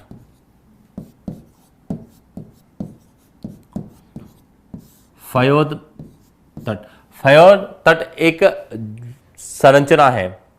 और जो है संरचना क्या है कि जिस तरह से हम लोगों ने हमारा जो मेरुदंड बना हुआ होता है कि उसमें जिस तरह से सॉकेट होते हैं और एक सॉकेटों का जो है जुड़ाव होता है, उसी तरह से इसमें भी एक छोटे छोटे जो है कटे फटे तटों का एक जुड़ाव है और इसको कहा जाता है फ्योर्ड तट, जो कि चलिए और विश्व में 2 क्षेत्र हैं जो फ्योर्ड तट के लिए बहुत ज़्यादा जाने जाते हैं। तो यह फ्योर्ड तट के लिए जो जाने जाते हैं उसकी हम बात करते हैं। तो विश्व में सबसे ज़्यादा फ्योर्ड तट का निर्माण है वह है नॉर्वे में, यानी नॉर्वे को फ्योर्ड तट का देश कहा जाता है, का देश। उसके बाद सबसे ज़्यादा फ्योर्ड तट जो विस्तार है वह है चिली में। तो इसलिए चिली और नॉर्वे को लेकर हमारे प्रश्न बन सकते हैं कि फ्योर्ड तट जो है चिली के पास से हम लोग भी बहती है, सही है। चिली से ये पेरू की ओर जाती है और जिसको हम पेरू या हमबोल्ट की धारा कहते हैं, और इसी धारा की वजह से इस भाग में जो है आटाकामा मरुस्थल का निर्माण हुआ है। इसके बाद हम और बात करते हैं कि और क्या प्रश्न इस संबंध में पूछे जाते हैं। तो अगला जो प्रश्न आता है वो आता है यहाँ कौन कौन से अयस्क पाए जाते हैं। तो देखिए खनिज की बात करेंगे कि यहाँ प्रमुख कौन कौन से खनिज पाए जाते हैं, कौन कौन से खनिजों के लिए यह प्रसिद्ध है। तो सबसे पहले हम बात करते हैं लोहा अयस्क की। लोहा अयस्क। दूसरी हम बात करेंगे यहाँ पर मैंगनीज के लिए। तीसरा जो हमारा रहता है यहाँ बॉक्साइट।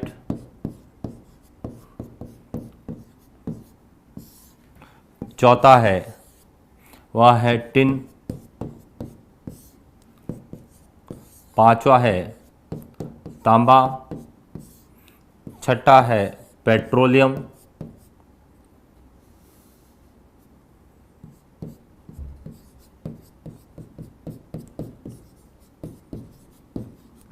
और सातवां है नाइट्रेट। इन सब के लिए दक्षिण अमेरिका जो है विश्व प्रसिद्ध और जाना भी जाता है। तो देखिए हम बात करें सबसे पहले लोहा अयस्क की। तो लोहे अयस्क का जो सबसे ज़्यादा उत्पादन जो होता है वह होता है ब्राज़ील में, और ब्राज़ील में इसके लिए जो प्रसिद्ध खान है लोहा अयस्क की, हम उसकी बात करें लोहा अयस्क ले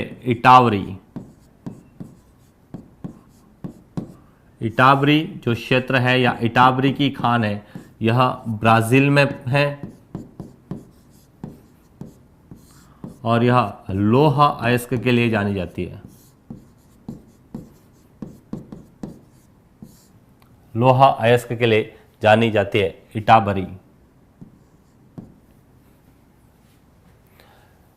दूसरी हम बात करते हैं मैग्नीज, और मैग्नीज के लिए जो यहाँ का जो विश्व प्रसिद्ध है वह है अमापा क्षेत्र। अमापा क्षेत्र है क्या, देखिए अमापा क्षेत्र है कि जो अमेजन नदी निकलती है, अमेजन नदी के किनारे जो अमेजन और भूमध्य रेखा के जो है क्षेत्र, इसके बीच में जो है अमापा नदी बहती है, और इस क्षेत्र को हम अमापा क्षेत्र के नाम से जानते हैं। भूमध्य रेखा और अमेजन नदी के बीच में अमापा क्षेत्र, और यह क्षेत्र जो है ब्राजील में है और यह मैग्नीज के लिए विश्व प्रसिद्ध है। तो यहां से हमारा जो प्रश्न बनता है कि विश्व की सबसे बड़ी जो है मैग्नीज की खान कौन सी है, तो अमापा। और मैग्नीज को जो है औद्योगिक इकाइयों की आधारशिला कहा जाता है। तो यहां से भी हमारा प्रश्न पूछा जा सकता है कि अमापा क्षेत्र जो है प्रसिद्ध है तो मैग्नीज के लिए। इसके बाद हम बात करते हैं अगला पॉइंट कि बॉक्साइट। तो बॉक्साइट के लिए यदि हम बात करें तो बॉक्साइट के लिए यहां दो चीज जानी जाती है, ये ग्वाना और सूरीनाम।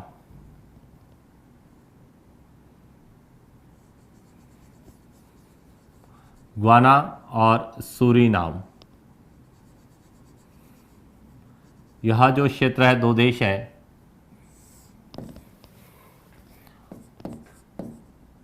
ग्वाना और सूरीनाम, यह दोनों बॉक्साइट के लिए जाने जाते हैं। बॉक्साइट के उत्पादक क्षेत्र है। वही हम बात करेंगे टिन की। तो टिन के लिए जाना जाता है जो है बीच का ये पठारी क्षेत्र, जिसको हम बोलते हैं बोलीविया का पठार, बोलीविया।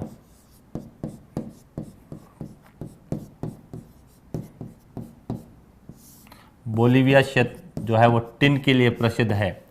वहीं हम बात करते हैं तांबे के लिए। तो तांबे के लिए यहाँ की एक प्रसिद्ध खान है जिसको कहते हैं चुकिकमाता।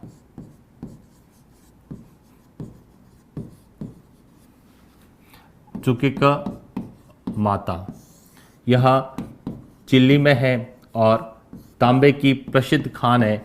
विश्व की सबसे बड़ी तांबे की खान जो है कहा जाता है चुकिकमाता, चिली में। और ये प्रश्न कई बार हम लोगों से पूछा भी जाता है चुकिकमाता को लेके, या कई बार इसका प्रश्न हिस्ट्री में हम लोगों से पूछा जाता है कि विश्व जो है मानव ने सबसे पहले किस धातु का प्रयोग किया। तो मानव ने सबसे पहले जो है तांबे का प्रयोग किया। और इसीलिए हम लोग देखते हैं कि जो हमारी पाषाण संस्कृति के बाद में जो आई वो हमारी जो है ताम्र युगीन सभ्यताएं आई, उसके बाद कांस्य युगीन सभ्यताएं, और सबसे लास्ट में जो आई वो आई लोहा युगीन सभ्यताएं। तो जो सभ्यताओं को लेके कई बार क्रम पूछा जाता है तो उस समय भी हमारे लिए ताम्र युगीन सभ्यताएं फर्स्ट रहेगी पाषाण के बाद, और उसके बाद दूसरी रहेगी कांस्य, और उसके बाद रहेगी तीसरी जो है इसके बाद जो है पेट्रोलियम के लिए। तो उसकी हम बात करते हैं कि पेट्रोलियम के लिए कौन सा भाग है। तो पेट्रोलियम के लिए जो प्रसिद्ध है हम उसकी बात कर लेते हैं, यह पार्ट्स,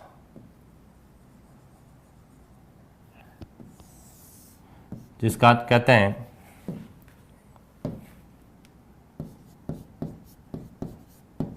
मर्केबो झील, जिसकी बात हम लोगों ने अभी की थी।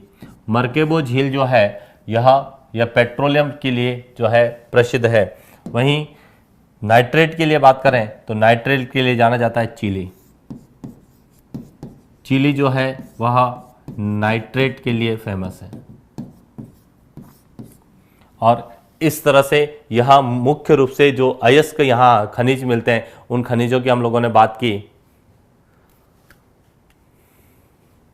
इतना चुकिकमाता जो कि सबसे बड़ी खान है, जबकि अमापा क्षेत्र वो मैग्नीज का है, सबसे बड़ा है। तो ये कई बार हम लोगों से अमापा क्षेत्र पूछा था। अमापा क्षेत्र का संबंध किससे है, वो चार क्षेत्र लेते हैं। एक तो लेते हैं रूर प्रदेश जो कोयले के लिए है, एक अमापा क्षेत्र है वह लेते हैं मैग्नीज के लिए, एक वाइपा क्षेत्र लेते हैं वह लेते हैं आपके बॉक्साइट के लिए, और एक कोई है एलिंग स्प्रे है पेट्रोलियम के लिए। इस तरह से कई बार हम लोगों से पूछ लिए जाते हैं। और सबसे लास्ट में हम बात करेंगे कि यहाँ की कौन कौन सी जनजातियां निवास करती है, उनको लेके भी प्रश्न पूछे जा सकते हैं। आटाकामा में नाइट्रेट के भंडार है, सही है। आटाकामा जो क्षेत्र है ये चिली में है और यहाँ पर नाइट्रेट पाया जाता है, जिसका हम देश के लिए लिखेंगे तो चिली, नाइट्रेट सबसे ज़्यादा होता है चिली में। अब हम बात करते हैं कि यहाँ कौन कौन सी जनजातियाँ हैं। तो मुख्य रूप से यहाँ पर जो है चार जनजातियों का निवास है। जैसे एक तो मूल निवासी, यहाँ के मूल निवासी रेड इंडियन कहलाते हैं। ये हम लोग सभी जानते हैं कि उसी रेड इंडियन की वजह से हमारा जो है भारत का नाम इंडिया रखा गया। हालांकि इंडिया जो है ग्रीक भाषा का शब्द है, लेकिन उसका जो संबंध था वो इंडियन से था कि रेड इंडियन, वहाँ लाल मिट्टी का मैदान होने के कारण वह रेड इंडियन, जो कि विश्व में सबसे ज़्यादा जो है मक्का उत्पादक क्षेत्र भी है। तो यहाँ के निवासियों की बात करते हैं या जनजातियों की बात करते हैं तो मुख्य रूप से आपको एक तो मिलेगी जो है रेड इंडियन, दूसरी जेम्बो, तीसरा मुलेटो और चौथी है मिस्टो मिस्टो। तो इससे 4 हमको मुख्य जो है आप स्क्रीनशॉट ले लीजिए इसका।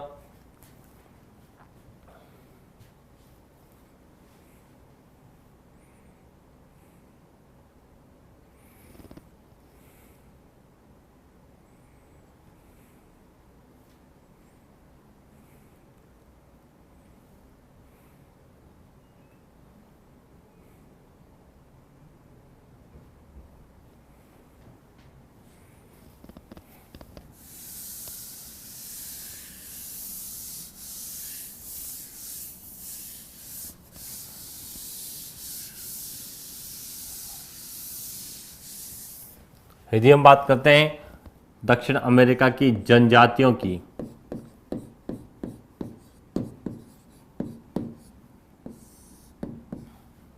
तो सबसे पहले आते हैं मूल निवासी।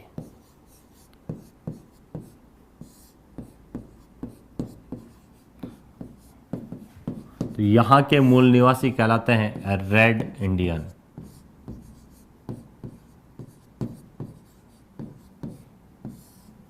रेड इंडियन यहाँ के मूल निवासी है।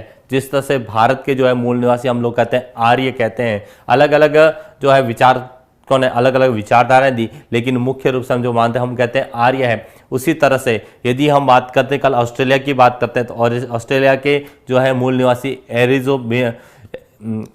एबिरोजिनल कहलाते हैं, और उसी तरह से न्यूजीलैंड के जो मूल निवासी है वह कहलाते हैं माओरी। तो अफ्रीका दक्षिण अमेरिका के मूल निवासी कहलाते हैं रेड इंडियन।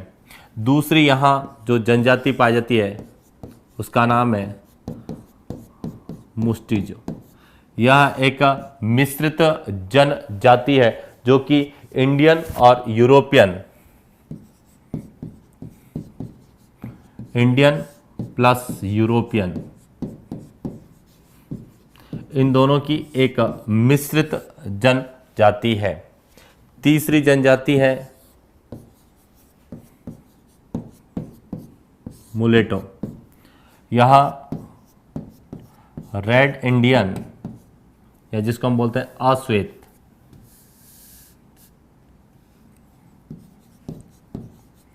अश्वेत प्लस यूरोपियन की मिश्रित जनजाति है। और चौथी यहाँ की मुख्य जनजाति वो है जेम्बो। यह अश्वेत और निग्रो दो जनजातियों की जो है मिश्रित जनजातियां हैं। तो यहाँ से हमारा एक प्रश्न बन सकता है कि निम्न में से कौन सी मिश्रित जनजाति का उदाहरण है। देखिए पिग्मी की बात करते हैं तो पिग्मी है वो अफ्रीका में पाई जाती है, सहारा के मरुस्थल में। यस, विश्व का सबसे शुष्कतम स्थान कौन सा आपकी बात मानते हैं? तो देखो विश्व का सबसे जो शुष्कतम स्थान है वह आटाकामा मरुस्थल में एक स्थित है, चिली में, अकीरा। देखिए हम उसकी भी बात करते हैं। तो हम आगे चलते हैं, ये इसका स्क्रीनशॉट ले लीजिए। उसके बाद कुछ प्रश्नों को हम हल करेंगे कि जो हम लोगों से पर्टिकुलर पूछे जा सकते हैं।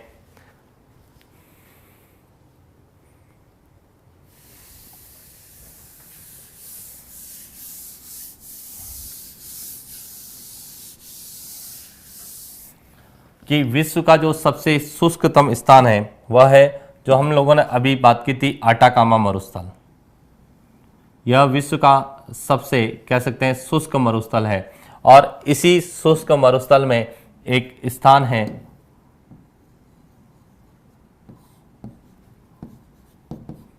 अकीरा। अकीरा जो कि चिली में है। यह विश्व का सबसे शुष्कतम स्थान है। और यह जो मरुस्थल है यह है आटाकामा। यह शुष्कतम मरुस्थल है और दोनों ही चिली में फैले हुए हैं।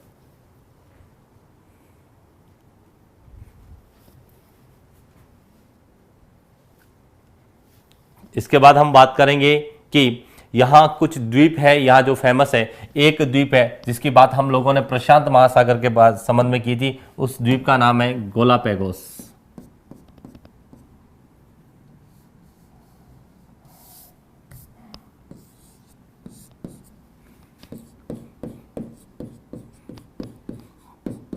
गोलापेगोस द्वीप। यह द्वीप प्रशांत महासागर में स्थित है। महासागर पूछा जाए तो प्रशांत महासागर में, और यह इक्वेडोर का भाग है। यह इक्वेडोर का भाग है और इसकी जो सबसे बड़ी विशेषता है वह है यह द्वीप भूमध्य रेखा पर स्थित है।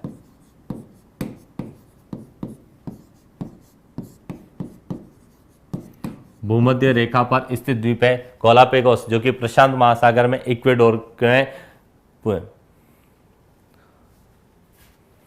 इसके बाद हम बात करेंगे एक और द्वीप है जिसकी भी चर्चा हम लोगों ने की, इसको कहा जाता है फॉकलैंड द्वीप।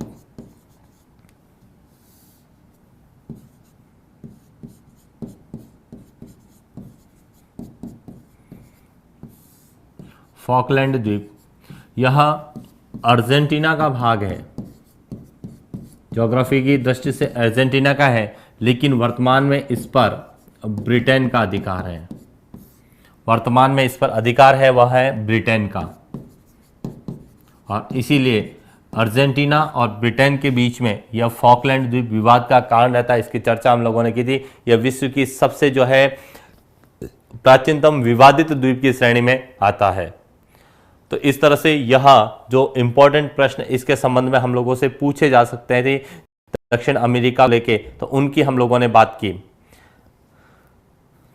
अब सामान्यतः जो है हम इसकी और जो है एक बात करेंगे कि कल जो है पीटीआई का जो एग्ज़ाम है उसको लेके भी हम कुछ चर्चा इसलिए करना चाहते हैं क्योंकि हो सकता है कि आज की क्लास उनके लिए एक महत्वपूर्ण क्लास हो वर्ल्ड की ज्योग्राफी को लेके, तो हम उनके भी बात करते हैं कि किस तरह से वर्ल्ड ज्योग्राफी के संबंध में हम इसको कैसे समेट सकते हैं, तो उनकी मैं बात कर रहा हूं।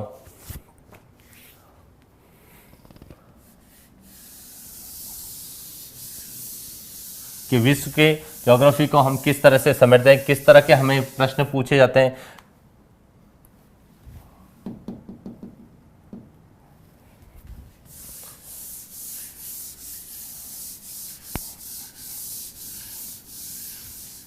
कि जो कल पीटीआई आप में से कई जो पीटीआई का एग्जाम देने वाले हैं उनको मेरी ओर से बेस्ट ऑफ लक। पहले तो ये चीज़ें, और बेस्ट विशेष कि आप जो है अपना कॉन्फिडेंस बनाए रखें। मेरी ओर से उत्कर्ष टीम की ओर से आपको बेस्ट ऑफ लक।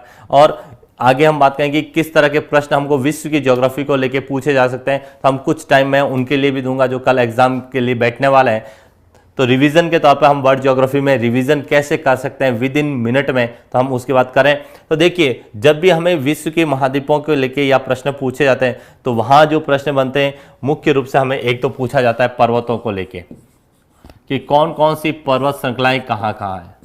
तो सामान्य समय रिवीजन इसलिए करना चाहूँगा क्योंकि एग्जाम पॉइंट ऑफ व्यू से समय भी कमी है, तो उसमें हमारा ये पूरा जो है टॉपिक क्लियर हो जाए। तो उत्तरी अमेरिका में बात करेंगे तो ये एक प्रमुख पर्वत श्रृंखला है जिसका नाम है पश्चिमी कार्डिलेरा।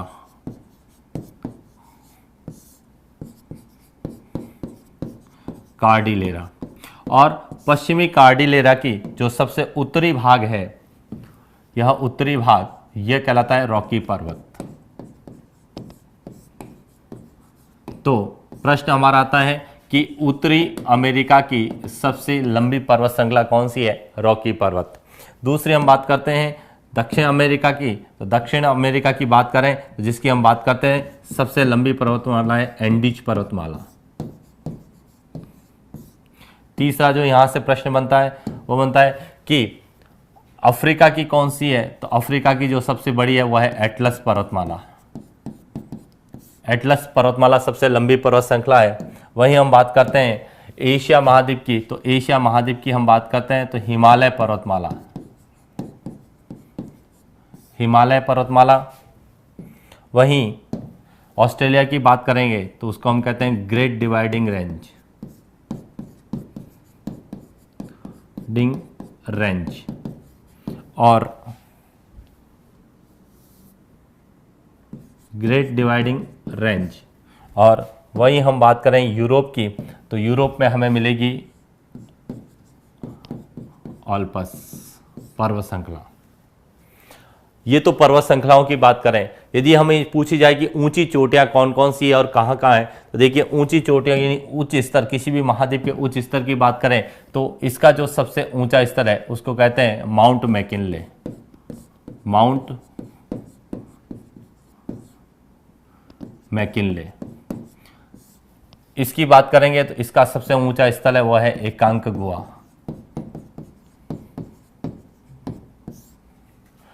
एटलस अफ्रीका की बात करें तो सबसे ऊंचा पर्वत है वह है किलीमंजारो। ऑस्ट्रेलिया की बात करें तो हम बात करते हैं कोसीयूस्को।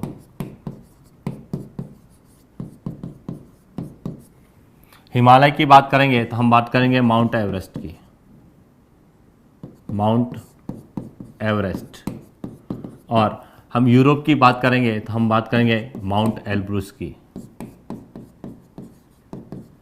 तो ये दो प्रश्न हम लोगों से पूछ सकते हैं कि सबसे लंबी पर्वत श्रृंखला कौन सी है, या पूछा जाता है कि सबसे ऊंचे स्थान कौन से है। तो यहां से भी हमारा प्रश्न जो है पूछा जा सकता है। सेकेंड हम बात करेंगे कि यहाँ कौन कौन सी नदियों को लेके प्रश्न बनते हैं। तो नदियों को लेके जो प्रश्न बनते हैं उसमें मुख्य रूप से हमारी एक तो नील नदी को लेके विश्व की सबसे लंबी नदी है, दूसरी जो कि अफ्रीका महाद्वीप की सबसे लंबी नदी है, दूसरी अमेजन नदी को लेके बनेगा। यहाँ से बनेगा तो एक नील नदी को प्रश्न लेके पूछा जा सकता है विश्व की सबसे लंबी नदी है कौन सी है, और जिस पर एक सभ्यता का विकास हुआ है जिसको कहते हैं मिस्र की सभ्यता। दूसरा जो प्रश्न यहाँ से बनता है, यहाँ की जो प्रमुख नदी है उसकी वो है अमेजन नदी। उत्तरी अमेरिका की बात करें तो यहां से मिलेगी मिसिसिपी, मिसौरी नदी मिलेगी आपको। यहीं यूरोप की बात करेंगे तो यहां से आपको वोल्गा नदी मिलेगी। और यहीं हम एशिया की बात करेंगे तो यांग टीसी क्यांग। और ऑस्ट्रेलिया की बात करेंगे तो मुरे डार्लिंग, और उसमें भी बड़ी है वह है डार्लिंग और मुरे है छोटी। तो ये प्रमुख नदियों को लेकर हमारा प्रश्न पूछा जा सकता है। इसके बाद हम बात कर सकते हैं यहाँ घास के मैदानों को लेकर भी प्रश्न बनते हैं, तो हम उनकी भी बात करते हैं कि कौन कौन से प्रश्न हम लोगों से पूछे जा सकते हैं। घास के मैदानों को लेकर हम बात करेंगे, आप इसका स्क्रीनशॉट ले सकते हैं।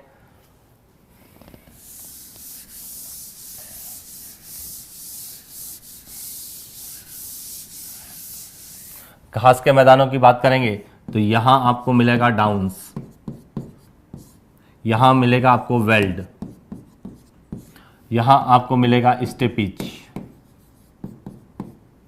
यहां पर आपको मिलेगा प्रेयरिज, और यहां पर आपको मिलेगा पंपास। ये सब शीतोष्ण घास के मैदान है, शीतोष्ण घास के मैदान है ये सब। और जो ग्रीन कलर से ब्लू कलर वाले हैं वह सब उष्ण उपोष्ण हैं। उसमें सबसे पहला है लानोज, यहाँ मिलेगा आपको लानोज, यहाँ मिलेगा आपको कंपास, और यहाँ पर आपको मिलेगा सवाना। और ये सब ये दोनों हैं उष्ण और यह है उपोष्ण। तो ये प्रमुख घास के मैदान हम लोगों से पूछे जा सकते हैं कि कहाँ कहाँ जो है। इसके बाद हम लोगों से पूछे जाते हैं कुछ प्रमुख स्थानों को लेके, और उसकी भी बात करता हूँ। कुछ झीलों को लेके प्रश्न बनते हैं।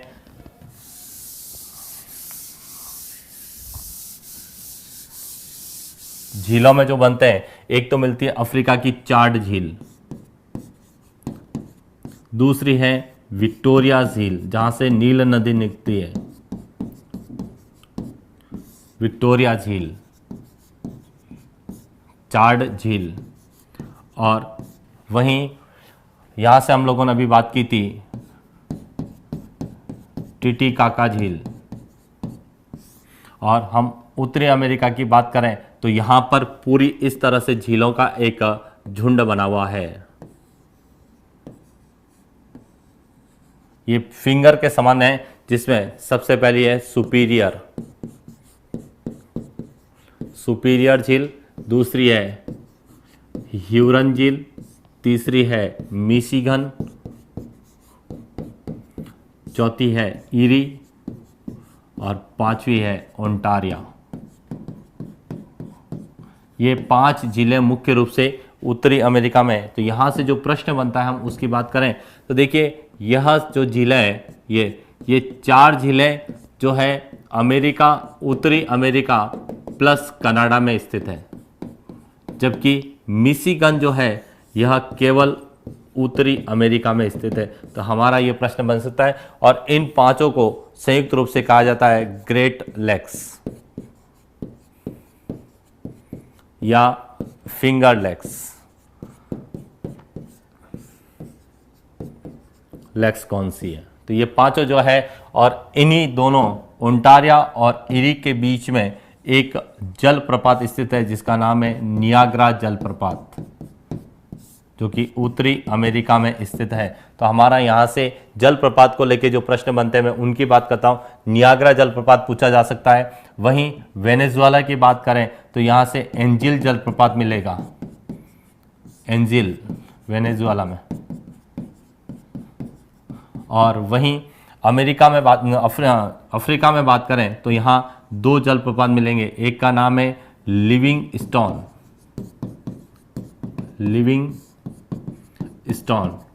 और दूसरा है इसको वाला स्टेनले। यह दोनों ही कांगो नदी पर स्थित है। तो यहाँ से हमारा स्टेनले जलप्रपात को लेकर भी प्रश्न पूछा जा सकता है।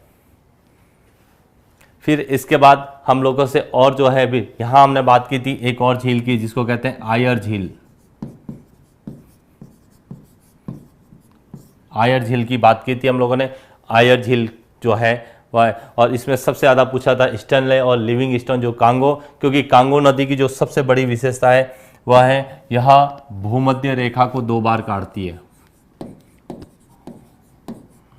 भूमध्य रेखा को 2 बार काटती है।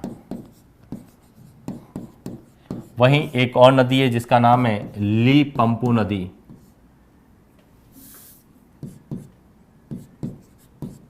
लिम्पुप नदी यह अफ्रीका महाद्वीप में चलती है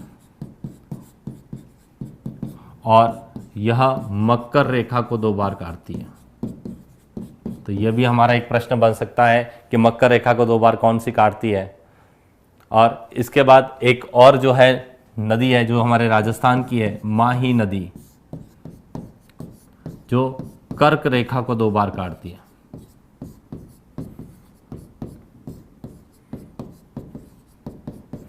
दो बार काटती है। तो इन 3 नदियों को लेकर कई बार प्रश्न पूछे जाते हैं कि कौन कौन सी नदियां किस रेखा को 2 बार काटती है। कांगो, या इसको कहते हैं जायरे नदी, जायरे नदी भी कहा जाता है। तो ये कुछ क्वेश्चन जो है इंपॉर्टेंट है एग्जाम पॉइंट ऑफ व्यू से। फिर यहां बात करते हैं चक्रवात को लेके, क्योंकि हाल ही में कुछ चक्रवात आए हैं। तो चक्रवात की भी मैं एक बार वापस बात करूंगा कि कौन कौन से चक्रवात क्या क्या कहलाते हैं। आप इसका स्क्रीनशॉट ले लीजिए।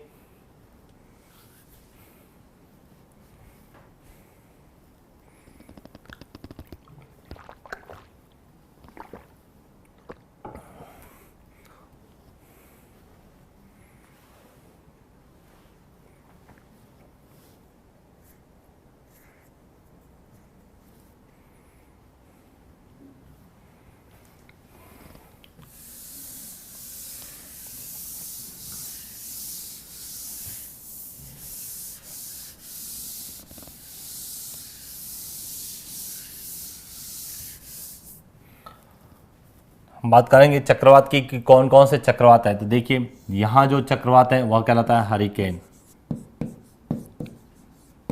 हरिकेन यह चक्रवात आता है, यह कहलाता है टॉर्नेडो। यहां जो चक्रवात आता है वह कहलाता है विली विली।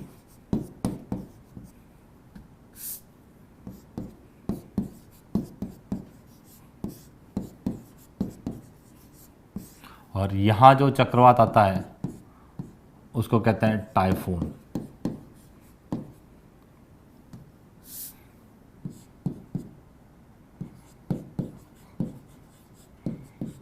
टाइफून का संबंध है दक्षिणी चीन सागर। इसका संबंध है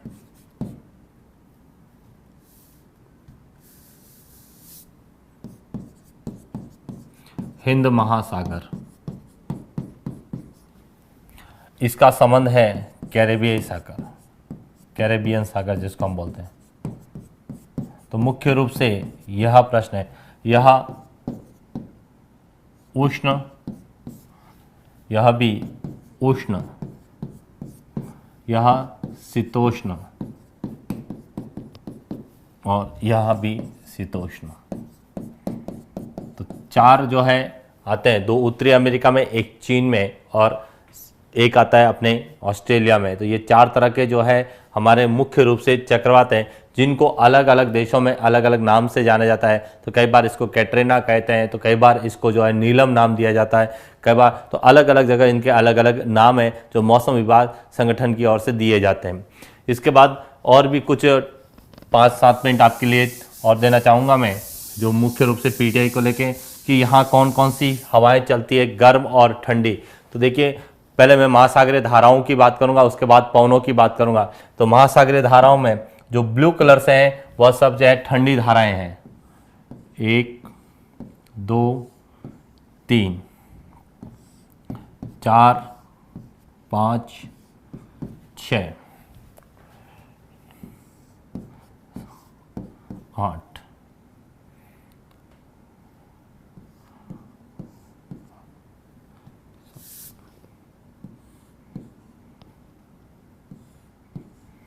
यह मुख्य रूप से जो यहाँ से ठंडी धाराएं चलती है, यह है आपके कैलिफोर्निया धारा।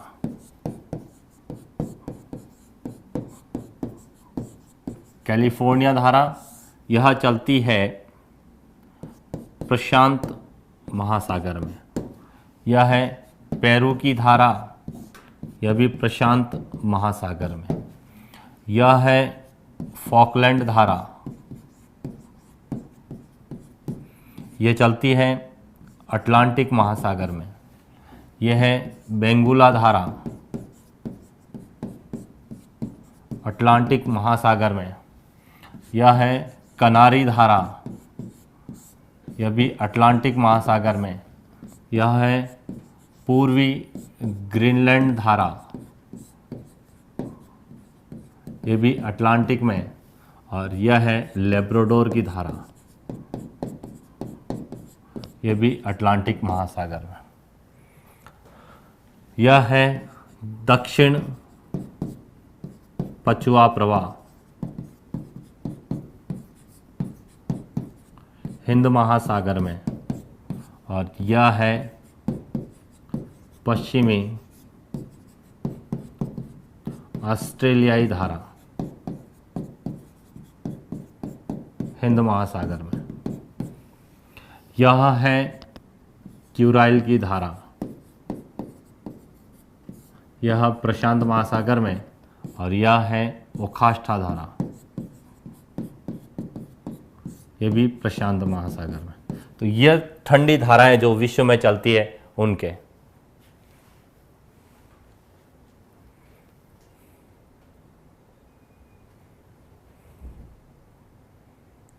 हाँ, ये सभी के लिए है, एसएसटी है चाहे वो साइंस है, ये फर्स्ट पेपर का है। और फर्स्ट पेपर में ये पूरा है महासागरों एवं उनकी विशेषताओं को लिए हम लोगों से पूछा जा सकता है।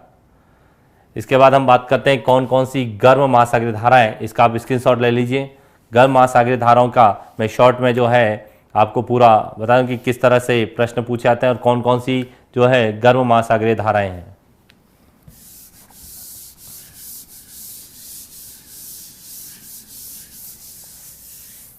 गर्म महासागरीय में धाराओं में यदि हम बात करें तो मुख्य है एल नीनो,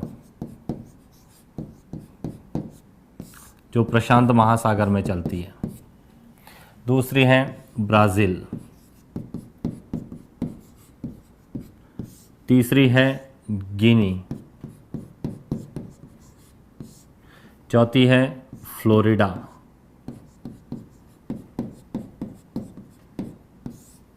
इसके बाद है गल्फ स्ट्रीम, और एक और है जिसको कहते हैं एंटीलीज। ये सब अटलांटिक महासागर में चलती है, अटलांटिक महासागर में चलती है। हिंद महासागर में चलती है यह मोजाम्बिक, मेडागास्कर और अल्गोस। यह है मोजाम्बिक,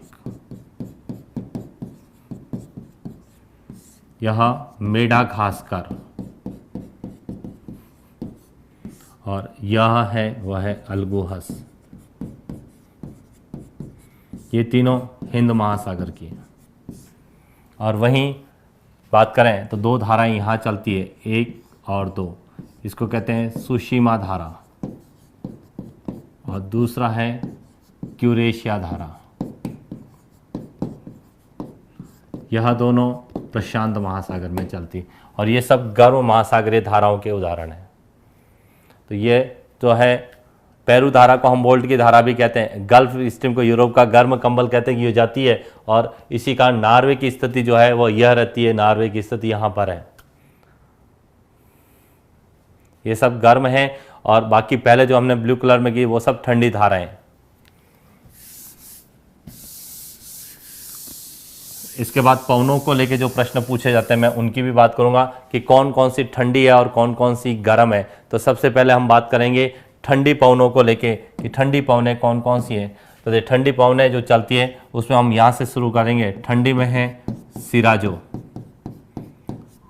और फ्राइजेम।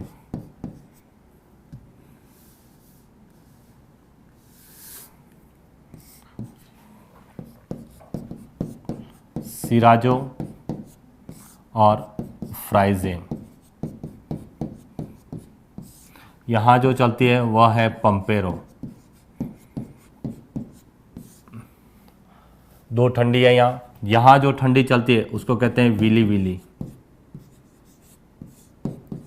Willie Willie. यहाँ जो ठंडी चलती है उसको कहते हैं ब्लिजर्ड, और यहाँ जो चलती है उसको कहते हैं परगा। यहाँ की बात करें तो यहाँ एक तो चलती है मिस्ट्रल। मिस्ट्रल को दो नाम से जाना जाता है, बाइज और लेवेंटर। लेवेंटर कहते हैं स्पेन में और बाइज कहते हैं फ्रांस में।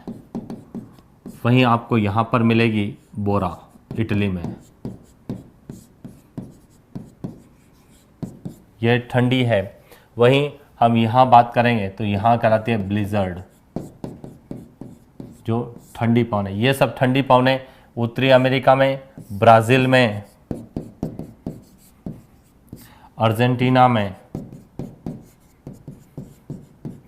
ऑस्ट्रेलिया में, इटली में, और ये कहलाती है रूस, साइबेरिया या रूस में कहलाती है परगा। तो इस तरह से कुछ ठंडी पवनों के जो है ये उदाहरण थे। गिबली और उसकी भी हम बात करेंगे, वह सब है। सिराको इटली में चलती है। सिराको की हम बात आगे करें जो रक्त वर्षा के लिए है, और उसका भी प्रश्न में हम बात करेंगे आगे। ये थी ठंडी। अब बात करते हैं गर्म पवनों की, और यहाँ से जो प्रश्न आता है कि अफ्रीका का जो यह भाग है यह कहलाता है सहारा का मरुस्थल।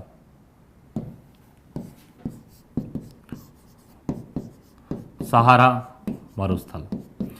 सहारा के मरुस्थल से जो हवा चलती है या पवन चलती है उसको कहते हैं सिराको। सिराको जो है यह भूमध्य सागर को पार करके जो है इटली में आ जाती है, और इटली में यह रक्त वर्षा करती है। कई बार प्रश्न आता है रुधिर वर्षा का संबंध किससे है। रुधिर वर्षा या रक्त वर्षा का संबंध किससे है? तो रक्त वर्षा का संबंध है सिराको से। सिराको से जो ये क्षेत्र, ये लाल मिट्टी, यह जब जाती है तो अपने साथ लाल मिट्टी को लेके जाती है, लाल मिट्टी, और लाल मिट्टी को उड़ाकर यहाँ इटली ले जाती है, और इसको इटली में जो है रक्त वर्षा के नाम से जाना जाता है। ये था सही कि सिराको जो है सहारा से चलने वाला है, जब ये इटली में जाती है तो ये लाल मिट्टी को अपने साथ उड़ा के लेके जाती है और यहाँ जो बारिश वो रक्त वर्षा के रूप में ये जानी जाती है। और ये भी प्रश्न हम लोगों से पूछा जा सकता है विशेष रूप से। ग्रांड बैंक एक जो है मत्स्य संग्रहण गैस या सारागोसा सागर का एक स्थान है जहाँ पर इसकी जो है हम लोग ने कई बार चर्चा भी की गई है। कुछ और गर्म जो है हवाएं चलती है, हम उनकी बात करते हैं कि कौन कौन सी गर्म पवनें चलती है और उसका एक समग्र प्रश्न जो है क्या पूछा जा सकता है। तो देखिए पहले हम समग्र प्रश्न की बात करते हैं। प्रश्न पूछा जाता है कि जितना भी हमारा वायु प्रवाह तंत्र है, यानी वैश्विक वायु प्रवाह तंत्र का निर्धारण कौन करता है, तो ये भी प्रश्न हमारे लिए इंपॉर्टेंट है कि इनका निर्धारण करती है वायुदाब पेटियां। ये प्रश्न पूछा भी गया और पूछा जा सकता है कि वैश्विक वायु तंत्र का निर्धारण किसके द्वारा किया जाता है, तो वह किया जाता है वायुदाब पेटियों के द्वारा। कि वायुदाब जहां ज़्यादा होगा वहां उच्च वायुदाब पेटियां होगी, उच्च वायुदाब से निम्न वायुदाब की ओर जो है हवाएं चलेगी। तो हमारे प्रश्न ये पूछे जा सकते हैं कि कौन कौन से प्रश्न बन सकते हैं वायुदाब पेटियों को लेके। तो वायुदाब पेटियों की हमने बहुत चर्चा की है, उसमें भी जो इंपॉर्टेंट है जिसमें पछुआ पवन है ज़्यादा इंपॉर्टेंट है। पछुआ और व्यापारिक पवनों को लेके जो प्रश्न बनते हैं उनकी चर्चा पहले हम कर चुके हैं, लेकिन कुछ स्थानीय पवनें जो है हम लोगों से कई बार पूछी जाती है, उनकी हम बात करते हैं कि कौन कौन सी गर्म पवनें। तो देखिए गर्म पवनों की यदि हम बात करें तो सबसे पहले हम बात करेंगे सहारा अफ्रीका को लेके। तो अफ्रीका में सबसे पहले यहाँ से बात करते हैं तो यहाँ चलती है बर्ग, ये चलती है दक्षिण अफ्रीका में। दक्षिण अफ्रीका में चलने वाली है बर्ग। सहारा के मरुस्थल के बाद में बात करेंगे तो चलती है सिराको, सिराको चलती है सहारा में। वहीं हम बात करेंगे ये नाइजीरिया और अल्जीरिया में, तो इसको कहते हैं हरमटन, हरमटन। गिनी पे इसको कहते हैं डॉक्टर, डॉक्टर इसको कहा जाता है गिनी तट पर। और यहां बात करें मिस्र में इसको कहते हैं खमसीन, खमसीन कहा जाता है मिस्र में। यही हम आगे बात करेंगे यहां पर तो इसको कहा जाता है चिली, चिली कहा जाता है इसको ट्यूनेशिया में, ट्यूनेशिया में चिली कहा जाता है। और यहां बात करें तो इसको कहा जाता है गिबली, गिबली कहा जाता है इसको लीबिया में। और यहां बात करें तो इसको यहां कहा जाता है हबूब, सूडान में। तो इस तरीके से यहां अफ्रीका महाद्वीप में चलने वाली गर्म जो है पवनें, अफ्रीका महाद्वीप ये हमारा पूरा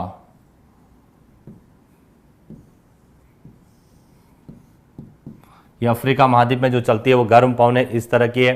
तो यह था हमारा कुछ आज का ये टॉपिक जिसमें मुख्य रूप से हम चर्चा कर रहे थे कि शुरू में हमने दक्षिण अमेरिका महाद्वीप की बात की और बाद में हमने बात की है कि कुछ इंपॉर्टेंट क्वेश्चन जो है पीटीआई के लिए जो कल एग्जाम होने वाले हैं, तो उन सभी को मेरी ओर से, उत्कर्ष टीम की ओर से एक बार पुनः बेस्ट ऑफ लक, बेस्ट विशेष कि आप एग्जाम में अपना कॉन्फिडेंस बनाए रखें और कोशिश करें कि ज़्यादा से ज़्यादा क्वेश्चन है उसमें 3 प्रश्न को पूरा पढ़ें। प्रश्न को पूरा पढ़ने के बाद ऑप्शंस को पूरा पढ़ने के साथ ही उनका आंसर दें। थार में कौन सी धारा चलती है, तो थार में धारा नहीं पवन चलती है जिसको हम लू कहते हैं। इसकी बात हम बात करेंगे जब राजस्थान को पढ़ेंगे। तो आप सभी का जो है सभी को धन्यवाद और आप हमारे साथ इसी तरह से बने रहिए। नेक्स्ट जो हमारी जो क्लास होगी उसमें हम अन्य जो है महाद्वीपों के बारे में बात करेंगे, विशेष रूप से अफ्रीका महाद्वीप की बात करेंगे और उत्तरी अमेरिका को लेकर बात करेंगे। उन सभी के लिए को बात करते हुए हम इस टॉपिक को आगे पूरा करने की कोशिश करेंगे धीरे धीरे। और उसके बाद हम भारत और जो है राजस्थान की ज्योग्राफी को लेकर, यदि आपको ये वीडियो पसंद आया है तो आप इसको ज़्यादा से ज़्यादा क्या कह सकते हैं लाइक करें और सब्सक्राइब करें ताकि जो है इसका फ़ायदा लोगों को जो है मिल सके। Thank you very much, best of luck.